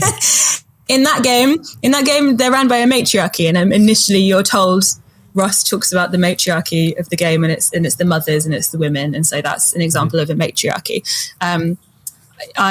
So it doesn't have to be one way or the other, but patriarchy is the world that we live in. We live in patriarchal society because it is run by men for men, essentially. Yeah. And obviously, you've gone a little bit into the feminism, but it obviously is a big part of who you are. So do you want to talk a little bit more about it? Yeah, I guess I don't know how what specifically to say, other than it's conversations that I have every single day. It comes up in, and I guess if people are still like, do you guys identify as feminists? So, a little bit of a tricky question, I suppose. No, I don't. Now, bear with me. So, Jubilee released a video maybe a couple of weeks back that really focused my attention on this a little bit more. It was called Do All Feminists Think the Same? And for me, it was a perfect representation of why I don't acknowledge with the name. I connect with the name. My wife does, and I used to, but essentially it boils down to the fact that feminism as a group, there are so many beliefs within just the name feminism that I didn't feel like it accurately represented my thoughts. For example, I am pro-choice, I am pro-women's rights, I am pro-LGBTQ+, and I know there's more letters in there, but it's a bloody dyslexic nightmare, so I do apologise. I'm pro-sex worker. In fact, I probably lean left on most political issues, and yes, I have done my research, I have thought about this quite a lot. But there are feminists who are not those things. So I feel like it's just not an accurate representation of how I feel and what I believe. But that's just me. Greg?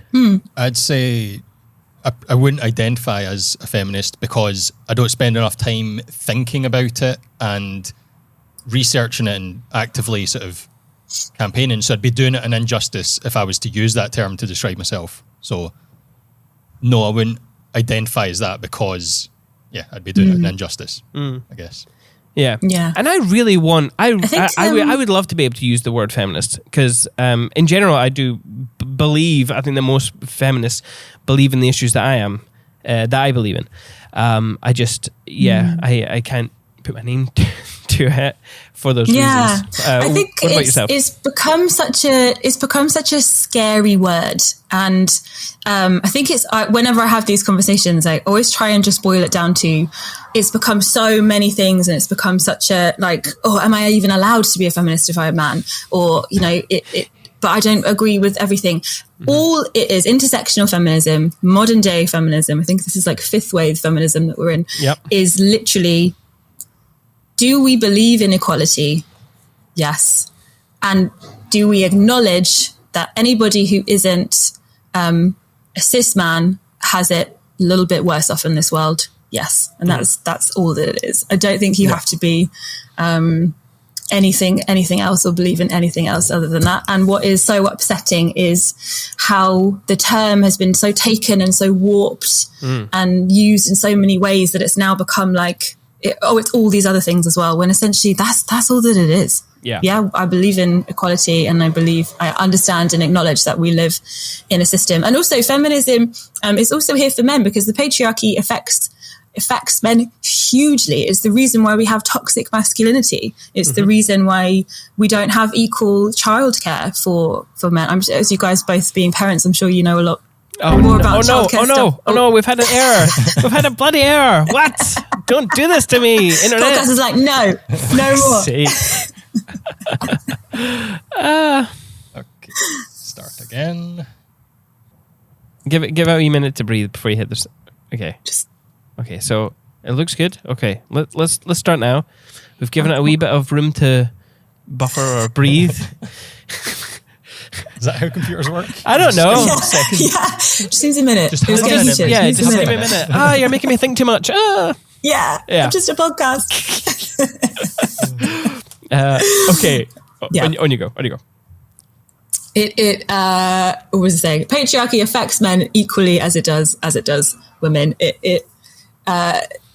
In this world and how we live in, while men are ruling the world and have a lot more privilege, it also things like toxic masculinity and childcare and things like that. It's hugely affecting. So I think I would love for anyone who has concerns like both yourself to just sort of just think about it again and be like, oh, it doesn't have to be this big scary thing. When you boil it down to those couple of points, then yes, I would identify as a feminist. But I feel like beforehand I was like, oh no, to call yourself that, you need to be like actively being active about that in public and speaking about it. Oh yeah. Which I'm not really doing. So I guess that's where I was coming from. Yeah, no, I totally get it. And I think it has been so warped over the years. And it's become, and I do think a lot of that comes from men's rights activists. So you might hear the term MRA, men's rights activists, that are fun people. Oh yeah. And they have very much taken the term and made it. I mean, the amount of times I've been called a feminazi in the past months because of the Instagram post. And it's like, what a lovely term. But I think it comes out of fear and lack of education and, self-educating. No one, I always say no one ever taught me this stuff. I just have listened and learned and absorbed as much as I possibly can. Yeah. And now I'm at a place because I've done that where I feel like I could talk about it more. But there definitely is a first year of unlearning and just shutting up and listening and reading and then being able to go, oh, okay, this is what it is. Yeah, I do understand why it's, I know I can get, heated and scary when I'm talking about it because I'm so passionate about it because when you live with it every day, it's an everyday thing. It little microaggressions, sexism, harassment, and I have to say that with all the privilege of being a white woman, a cis white woman, a thin cis white woman, I have so much privilege in that. So, and I still get shit every day from men. So, Yeah. Do you know one thing that really annoys me is men feeling that they can't be feminists? That really does annoy me. It's, and it's almost a way of weaponizing the term. Oh, you're a man. So it's fucking ridiculous. I'm sorry. And when men go, oh, you can't be a man because you're feminist. It's absolutely fucking bullshit. I really do feel that is fucking ridiculous. And that's toxic masculinity right there. Yeah, that's saying that you cannot be a man if you believe in XYZ, and it's just bullshit. Yeah, it's crazy. It's not the case. But feminism is quite interesting. A super brief rundown. So I think we're actually in the fourth wave. I think. Fourth wave, that's it. Fourth wave, I think. Right now. Yeah. But so the first wave is probably what many people think of when they think feminism. It started in the 1800s by the suffragettes, and it was essentially about voting rights. A couple of other things, but I think the voting rights is probably the thing that is most remembered from the first wave. That kind of moves on to the second wave, and that the second wave focuses more on the social, sexual, and reproductive rights of women after the war. Moving on to the third wave, which was titled Girl Power Feminism, I believe. It's probably the wave... Spice Girl feminism. Yeah, exactly. It's probably the wave that I probably know least about, funnily enough, even though I had lived through that. So exactly what you said. Women exercising their power to choose and to be wherever they want to be. And now leading on to the fourth wave of feminism, which is the hashtag activism. which I feel like when I say hashtag activism, it gets a bad rap. I feel like people hold that term as like a negative, but essentially it's just holding people accountable for their actions using hashtags like hashtag Me Too and so on. But yes, so we're now in the fourth wave, and I think it's pretty interesting. Yeah, and, I think sorry, I think there's a wee delay, but that's fine. On you go. I think the hashtag thing gets like a rap because it's a social media movement and it's an internet movement, and people still have a real like judgment looking down upon that of it, but not being real, not being like real activism, where actually like social media can be a pain in the ass a lot of the time, but and is responsible for a lot of issues in the world, but also on the flip side, like makes things move really quickly. And so things like the Me Too movement would, I think happened because of the things like my post. People all over the world have been messaging me because of that. And, that's just the power of social media. Like overnight, all of a sudden, everyone and all these photographers in America are talking about it. And that's really cool. And I think, it gets really looked down upon because it's an internet thing. And I think it's a generational thing. I think people who are, older just think, oh, it's an internet thing. It's not real. Yeah. Whereas the internet is our reality. Yeah, very much so. But it does kind of blow my mind because feminism has been going on for so long, but there's still misogyny in our daily lives, whether it's hidden or not hidden, subtle. Then people don't think about it, all the subtle ways. I just find that kind of amazing. And it sucks that I think that's women barely run. Because I think the reason that the movements are still happening and they keep changing, but the world is not changing fast enough is because it's still seen as a women's issue.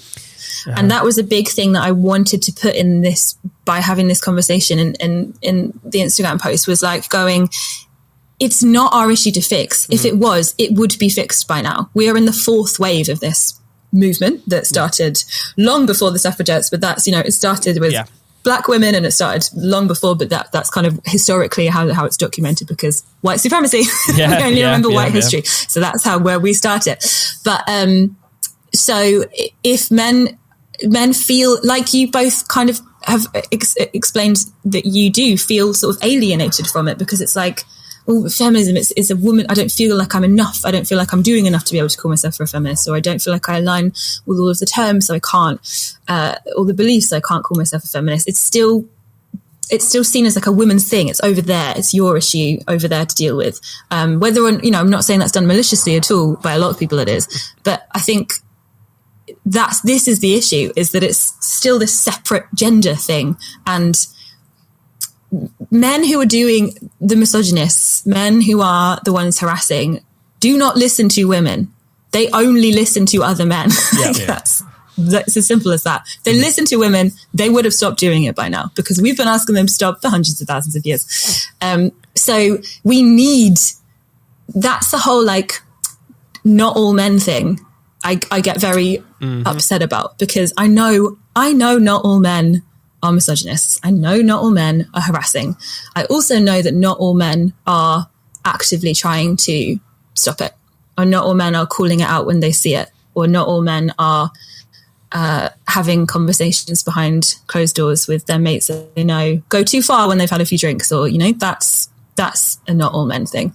And when all men start having those conversations, when all men start calling it out, that is when we will see a change in society, and eventually we won't need feminism anymore, and that will be a wonderful day.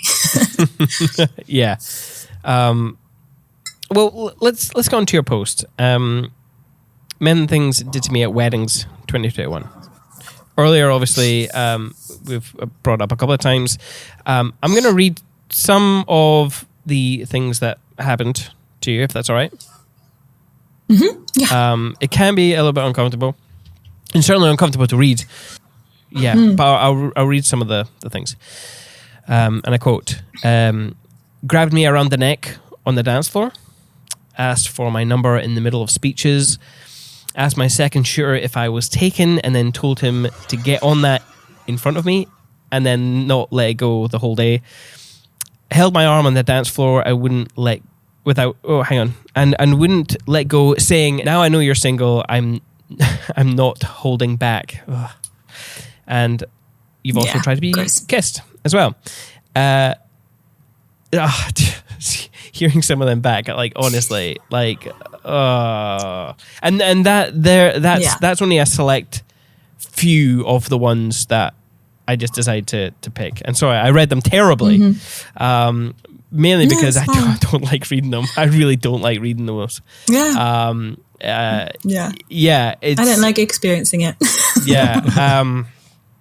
That's crazy that you've had to deal with that. And some people might even say, "Oh, some guy asked for your number during the speeches. What's wrong with that?" Can you tell them what's wrong with that, please? I'm so pleased you said this, because out of that list you have just read, the most picked up thing by other men is, "What's wrong with asking for your number?" Yeah, like, that's why I'm asking you. Please tell them. Like, did you hear the other stuff? First of all, why are you so concerned with asking for my number? But I will tell you, men who are listening, who that's the one thing you're concerned about. There's a level of professionalism. I'll come back to that word again that we used. I'm doing my job.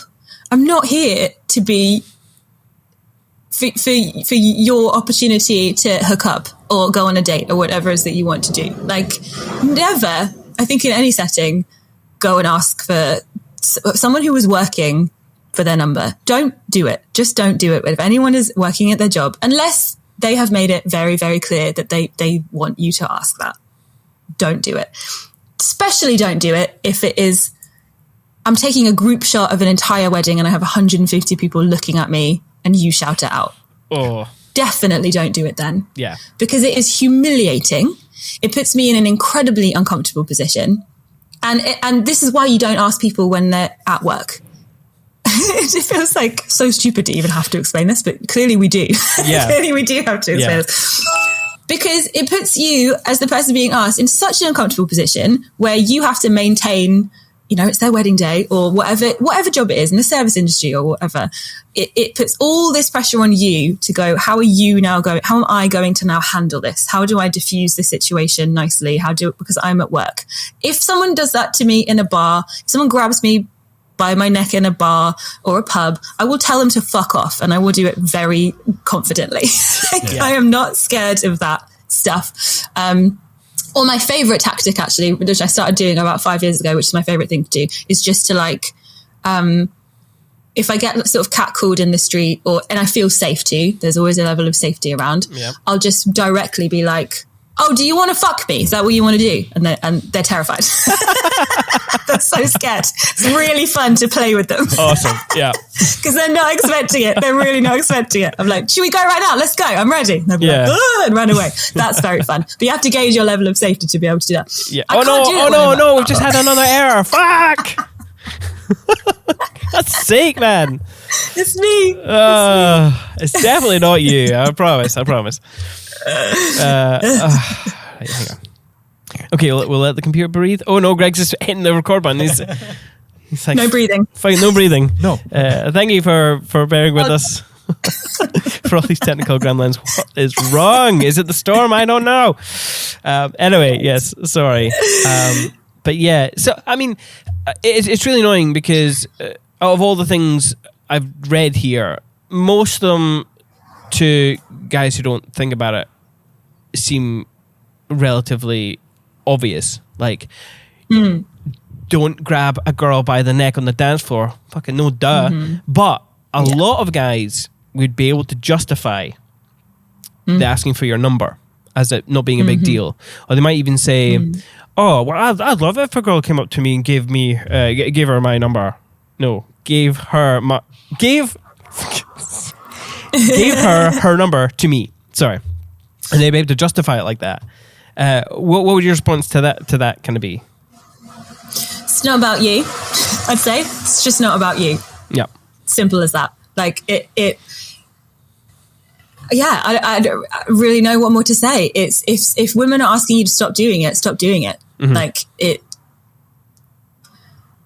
I mean, I had an incident literally at the wedding I just did where there was a guest who would not, and I've 2 weddings in, I've started my list of things men did to me at weddings in 2022 because it's not just gone away. Fuck. You know, and now I'm dealing with, okay, I've set these boundaries. How do I deal with it in person? How do I really, I'm having all these conversations, but still in the moment, he would not leave me alone by the time it got to the end of the night about taking a selfie with him. He just wanted me to take a selfie with him and was so like, at one point tried to grab my camera out of my hands. My camera was strapped to me on harnesses, so he didn't get it. And I was stood with a group of people at the time and no one said anything about it. And I am still trying to diffuse the situation by kind of smiling and laughing it off and walking away. And then kept asking again, when are we going to, every time I went near him, when are we going to get that selfie? When are we going to get that selfie?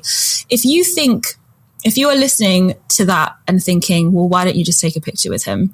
I shouldn't have to. Like the problem is far bigger than just being asked for my number. The problem is far bigger than being asked to have a selfie. I should never be in a situation where if I have said no once, then I should ever be asked again when it comes to something like that. Yeah. I don't have to give you a reason why I don't want to give you my number. Mm-hmm. So many people said like, just wear a fake wedding ring, or just tell them you have a partner or a boyfriend, or just give them a fake number. My point is, I shouldn't have to do any of that. I should just be, if I've said no, then you stop. That's as simple as that. And that doesn't just relate to at weddings. That's in life, in general. It's just, because if they're not taking no for an answer on something as simple as that, what else are they not taking no for an answer on? That is always my fear. Yeah. And that's how we can stamp out this kind of behavior. These are all warning signs early on of like very predatory behavior. And I think it's important. What I wish I had done, and I will try really hard to remember to do next time, is gone to the best man actually at this wedding, because he was amazing. And this is what I was beating myself up about it yesterday, and was like, this is still the work. I'm sorry, Kim. We've had a goddamn other error. It's fine. Oh, sick. Oh, why? We will get through this. We'll get through this together. I promise. For fuck's sake. I'm so sorry. I'm so sorry. Listeners, again, we've had another technical issues. We're at this point, you know the deal. We're just making our way through the technical issues. It's fine. But yes. So you went to the best man because he was awesome. Man. Yes. So I wish I'd gone to the best man. And I was beating myself up about it yesterday and going, I have literally just put into place all of these actions for other people to do, like when they experience this at weddings. And yet in the moment, it is still so hard to remember, and it's so hard to do. And I've come through it, and I'm deciding to not beat myself up about it, and just to find a strategy for next time so that I can remember. Because in the moment, women aren't thinking about, in the moment, I'm not thinking about upsetting anyone. In the moment, I'm constantly thinking about my own safety. Yeah. That's what I'm thinking about. And I'm very emotional. Because of course I am, because I'm being harassed. Like whether or not you however you want to put it or think about it, if I've told somebody no and they're asking again and again and again, that's harassment. Whatever it is, that is harassment. And so I think what I'm going to do for next time is kind of like have some sort of thing I can remember, maybe a note, my good old notes app on my phone, of just like something I can look at and go, right, what are my strategies again? What am I going to do in the moment? Because I'm worried about my safety. I should have gone to the best man at this wedding. I don't know what would have come out of it, but he was really great. He was awesome. And I do feel like if I'd have said to him, this guy is being a lot, I feel like he would have at least said something. Or I wish I'd said in the moment when I stood with that group of people and he grabbed the camera out of my hand to get to like, come on, take a selfie with me, and took my camera away from me. I wish I'd have said like, can one of you tell him that's not okay? Or, something like that in the moment. Yeah. That's what I'm going to try really hard to remember to do next time. In the moment, I'm feeling fear that he's going to take the $5,000 worth of kit out of my hand and drop it and smash it, or whatever. Yeah. I'm feeling like if he's grabbing my camera, what's he going to grab next?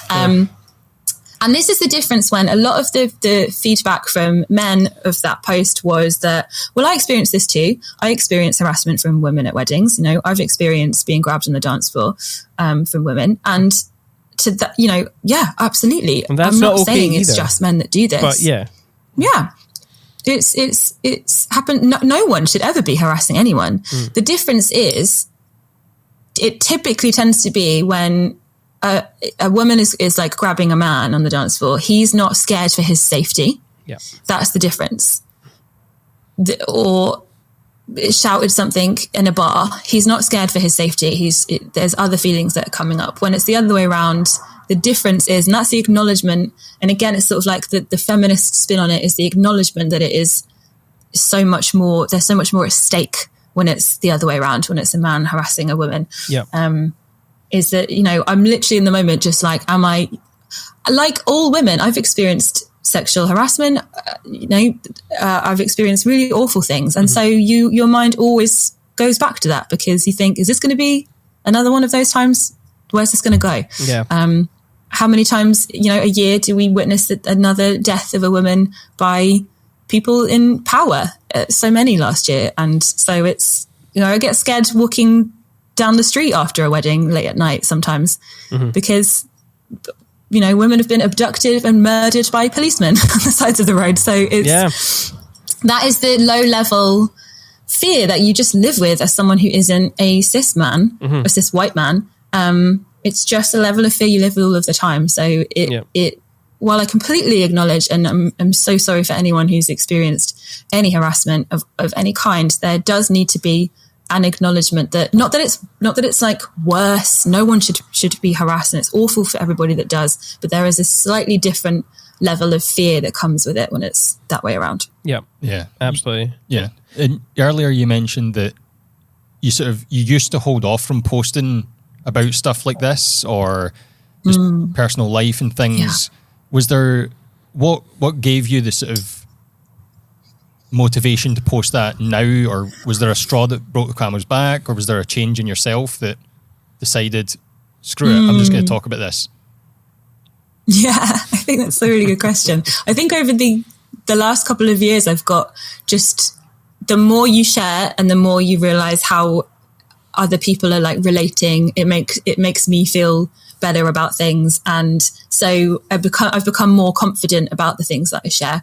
This one in particular, I did hold back on. Well, I think I posted it right at the end of January. So a month after the year ended. And just because I don't think there really was a certain like trigger moment, but I think I had it on a note. I was clearing them out and I was really looking at that list going, I think people need to know about this. Like, and I'm also sick of it. Like, I don't want to have to keep dealing with this at every single wedding. I'm really, really bored of it. And I did a poll on my Instagram story that was like, this is the title of this notes app. Does anyone want to see it? And what really interested me, this is probably the moment of going, oh, okay, is that men don't usually respond to my stories on Instagram. Like when I do polls or questions, men watch the stories and never really engage. But this was one where all the men that had watched were voting and were like, yeah, show us. So I thought, okay, cool. They do want to know. So this might be a good thing for them to see. Yeah. So I think it was just that really. Yeah. But a combination of a couple years now of being like, it feels like it's just got worse over the last couple of years. I don't know if there's some sort of science to like men being kept in a pandemic for a while and now like, I don't know how to behave around other people anymore. Well, maybe.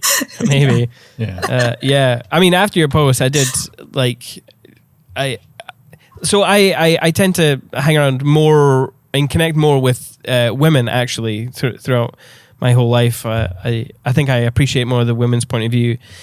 So I have asked our female colleagues, their experiences, and obviously my wife, she's a very strong feminist. I asked her opinion, and even like I've talked to my wife, and we have like if she's ever in town or getting a taxi, she'll phone me, or she wants me to track her, and it's just it's amazing that it's everywhere. But you posted something along with that, I think it was one of your stories, and you were like, who are these people? Because we must know them. You know, they must be our brothers. They must, like, this happens so often. They must be our friends. They must be these people.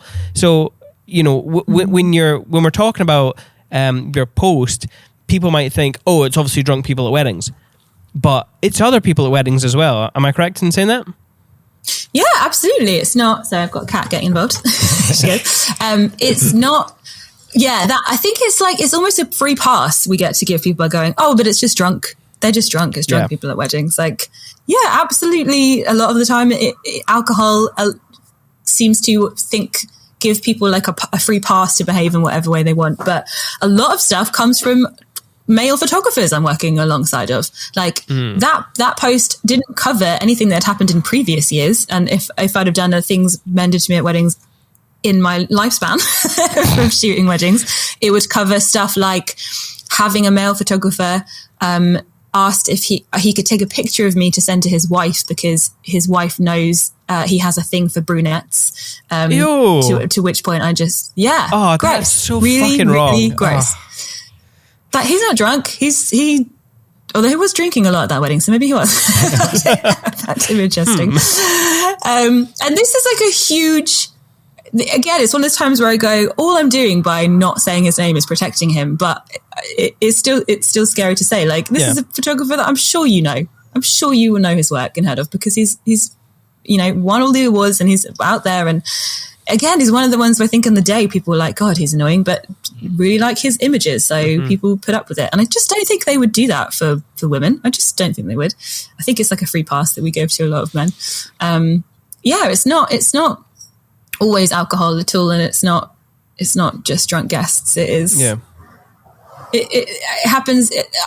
At weddings, people are drinking, so that's why I think it's been given that excuse. But in life, in general, it happens all of the time, and I think most people don't go about their day drunk all of the time. Yeah, it was unless you're drinking whiskey on a podcast. Terrible.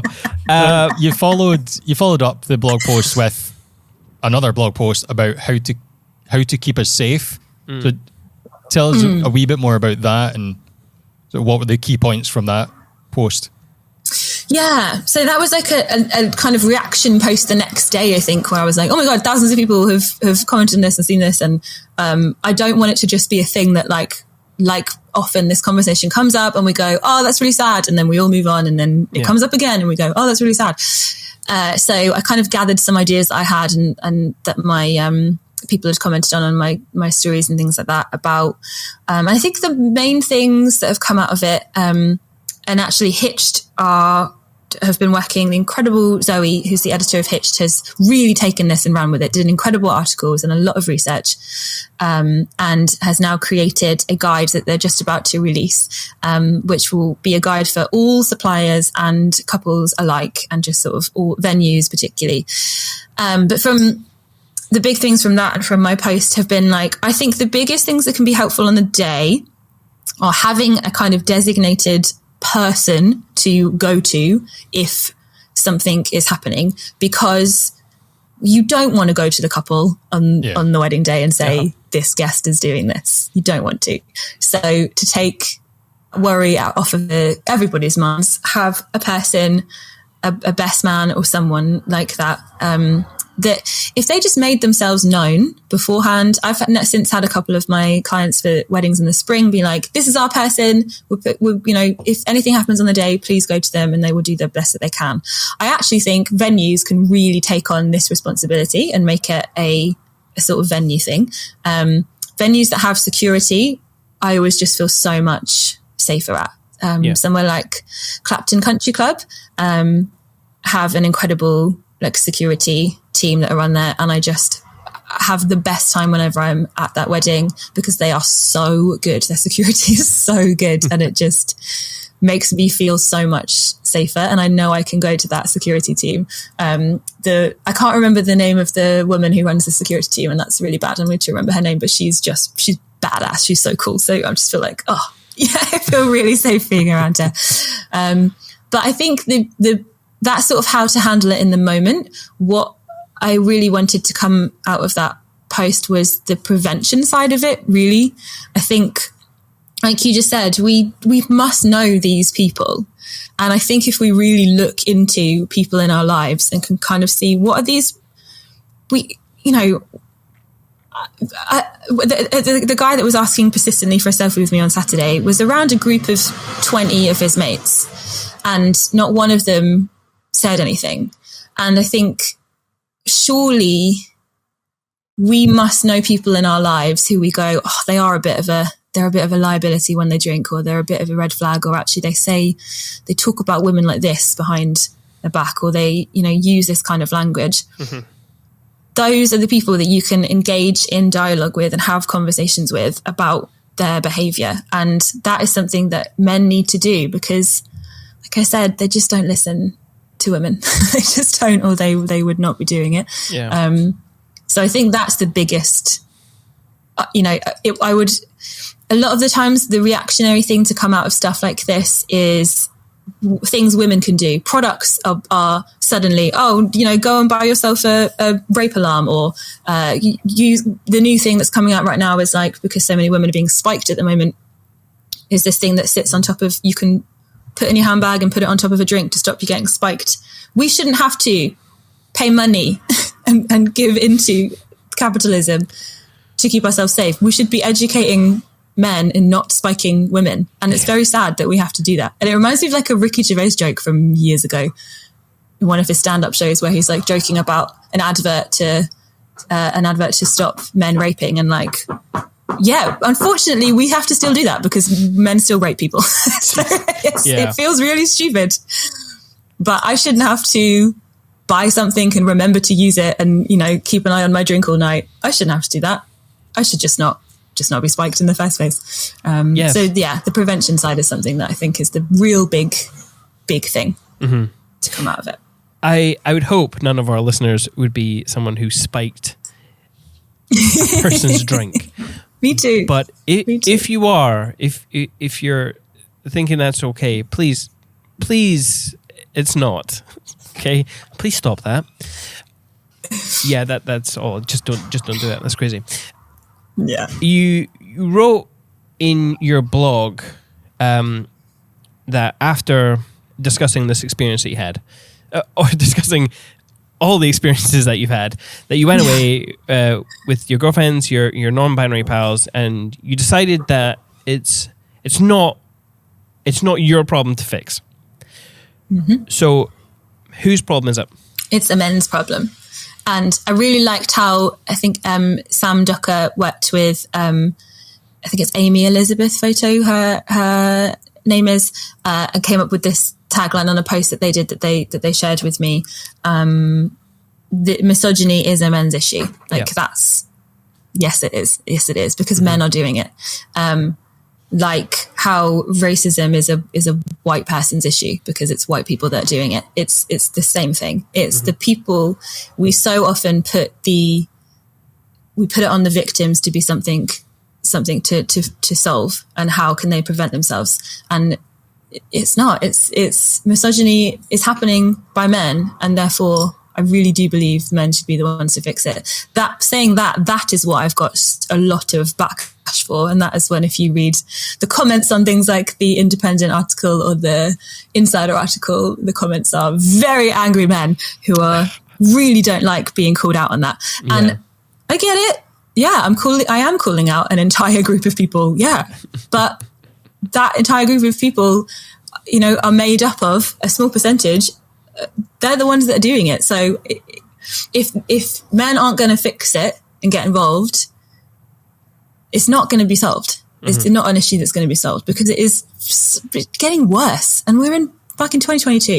It should not be something that's getting worse. It really is. Yeah. While we may feel like we have more rights or closing a pay gap, I don't know if we really are. Like, day-to-day misogyny is still happening. Mm-hmm. And it's, so men need to fix it. You guys. Yeah, absolutely. And I think it's not something that's going to be solved overnight. It's something that's going to be solved by just having conversations with your guy friends, educating your kids, and slowly, hopefully, change will happen. Son of a gun. There it goes. Did you get to the end of the sentence? Do we have the end of the sentence? Maybe.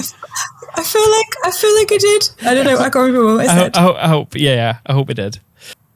This is going to be such a ball ache for you to edit, isn't it? Yes. And I do all the editing, so. Yes. Okay. So another technical issue. But yes, it's definitely our problem to fix. Let's keep to, because it is obviously such a huge issue. Let's stick to our little world of wedding industry people. As suppliers, how can we help prevent this? Someone said it, I think I pinned the comment on one of my posts. A male wedding photographer said, if I was working alongside you and I came up to you at the start of the day and sort of like introduced myself as someone that is an ally to you, would that be okay? And I was like, fist pump in the air, hell fucking yes. Because it's just knowing that you have someone there on your side, on your team, watching your back is great. Like when I have a big part of the reason I love having Tom and Victor with me when I shoot weddings is like having someone there that I know kind of is just looking out for me, has my back, and I'll have theirs, but we'll have it in different ways. And so I think if you are working along any solo supplier that isn't a cis man, just going and just kind of, just making yourself known. If it feels uncomfortable, I understand it could feel uncomfortable just going up to them and being like, if you need any help today, I'm your Superman. I get that might be a little bit like, oh, who are you? But if, saying, I've seen this post, I know the conversation right now is being had, and I just want you to know, like, if you experience any shit today, I'm here. Please let me know, and I'll do what I can. Yeah. And I think it will come with like practice. Like I've even said, I'm still having to learn how to deal with it in the moment. Mm-hmm. So I think it just comes with practice again of just kind of like a trial and error. Did that work? I made myself a safe space, but they still didn't feel safe enough to come to me in the day maybe, it's interrogating. If you're a deep thinker, great. It's the perfect thing to think deeply about. Try it and see, or, because I think as well, something that I haven't really spoken about is if it's happening to me on the dance floor, it's happening to female guests on the dance floor. Absolutely. Yeah. It's going to be. If I see anything like that, I will call it out. And, I'm usually looking through a lens, so I'm really looking at people. But I guess it's just having a bit more of an awareness about us and really being like, okay, what are the red flags? What are the signs? Most of the time, I call out these guys the second they arrive and I go, he's going to be the one. He's going to be the one, because they just have like a look about them, and you just learn it as a woman. You just learn like, they're going to be, and I literally did this on Saturday. This guy rocked up and I was like, yep, this is the one. Like he's going to be an issue for me today. You can tell there's just a way that they look at you. And so I think if I had Tom and Victor with me at that wedding on Saturday, I think I would have, what I will try and do moving forward is say like, I think that he's going to be the guy. Can you please be like really vigilant with him today? Or I'm going to probably stay clear from him today and just try and like not get in his way. So can you make sure you get something of him so he's he isn't completely cut from the wedding video or whatever. Something like that. So I guess as suppliers, it's just continuing the conversation, because I'm just one person with one opinion. Like there are many, anyone that you come across or work with, the more, like anything, the more we can talk about it, the more we can listen to each other, share our experiences, then together we'll be able to, educate ourselves and have more knowledge. Knowledge is power. Yeah, absolutely. And when you're sort of calling this out or talking about it, obviously the post was great because that was just sort of public and sort of generic. If it's happening like on a day, how do you approach, because you've said it can be quite an awkward topic to talk about, how do you approach the couple? How do you tell them on the day? Do you tell them later on? How would you go around that sort of subject? Yeah, I think I am still working this one out, because there's sort of all my couples who I have saw that post when I've done their weddings, immediately emailed me and like, please tell me if it happened to us. Please, we really, really want to know. And I still went, oh God, now I have to tell them, and I still don't want to tell them. It's still something, you know, I mean, it just wants to protect them and be like, no, nothing ever happened to you. It was completely fine. And I think that's probably partly just me as a person, but I also think, we want to protect them.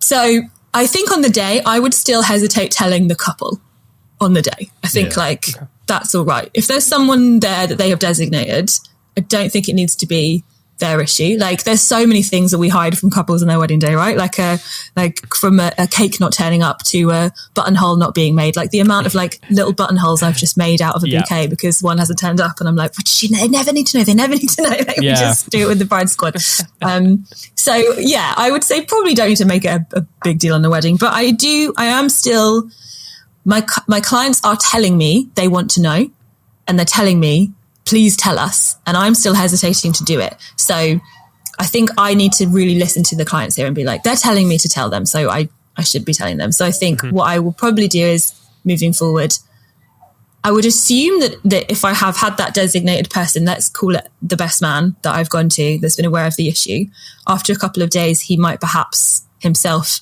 tell the couple what happened. They might get in contact with me, or maybe when I send them, after I've sent them some highlights or whatever it is, I think I would, I just think I'm really trying to boil down who am I protecting by not saying anything to the couple. And it is the couple, but it is also the person that's done the harassing. And that is very hard to get, to kind of get over. But I think that's what I need to hold in myself right now, and just be like, it might upset them, but by not talking about it and making it open to everybody, it's not going to change. Like, he's just going to go to the next wedding and do the same thing again. So I don't have all the answers. I very much don't have all the answers. I'm just speaking out loud. But yeah, I mean, like you said, it's so beneficial to have these conversations. I mean, as soon as I saw your post, I knew I wanted to have you on the podcast, because it's something that's probably not talked enough about, but it's certainly not talked about enough. So thank you again for coming on. Thank you.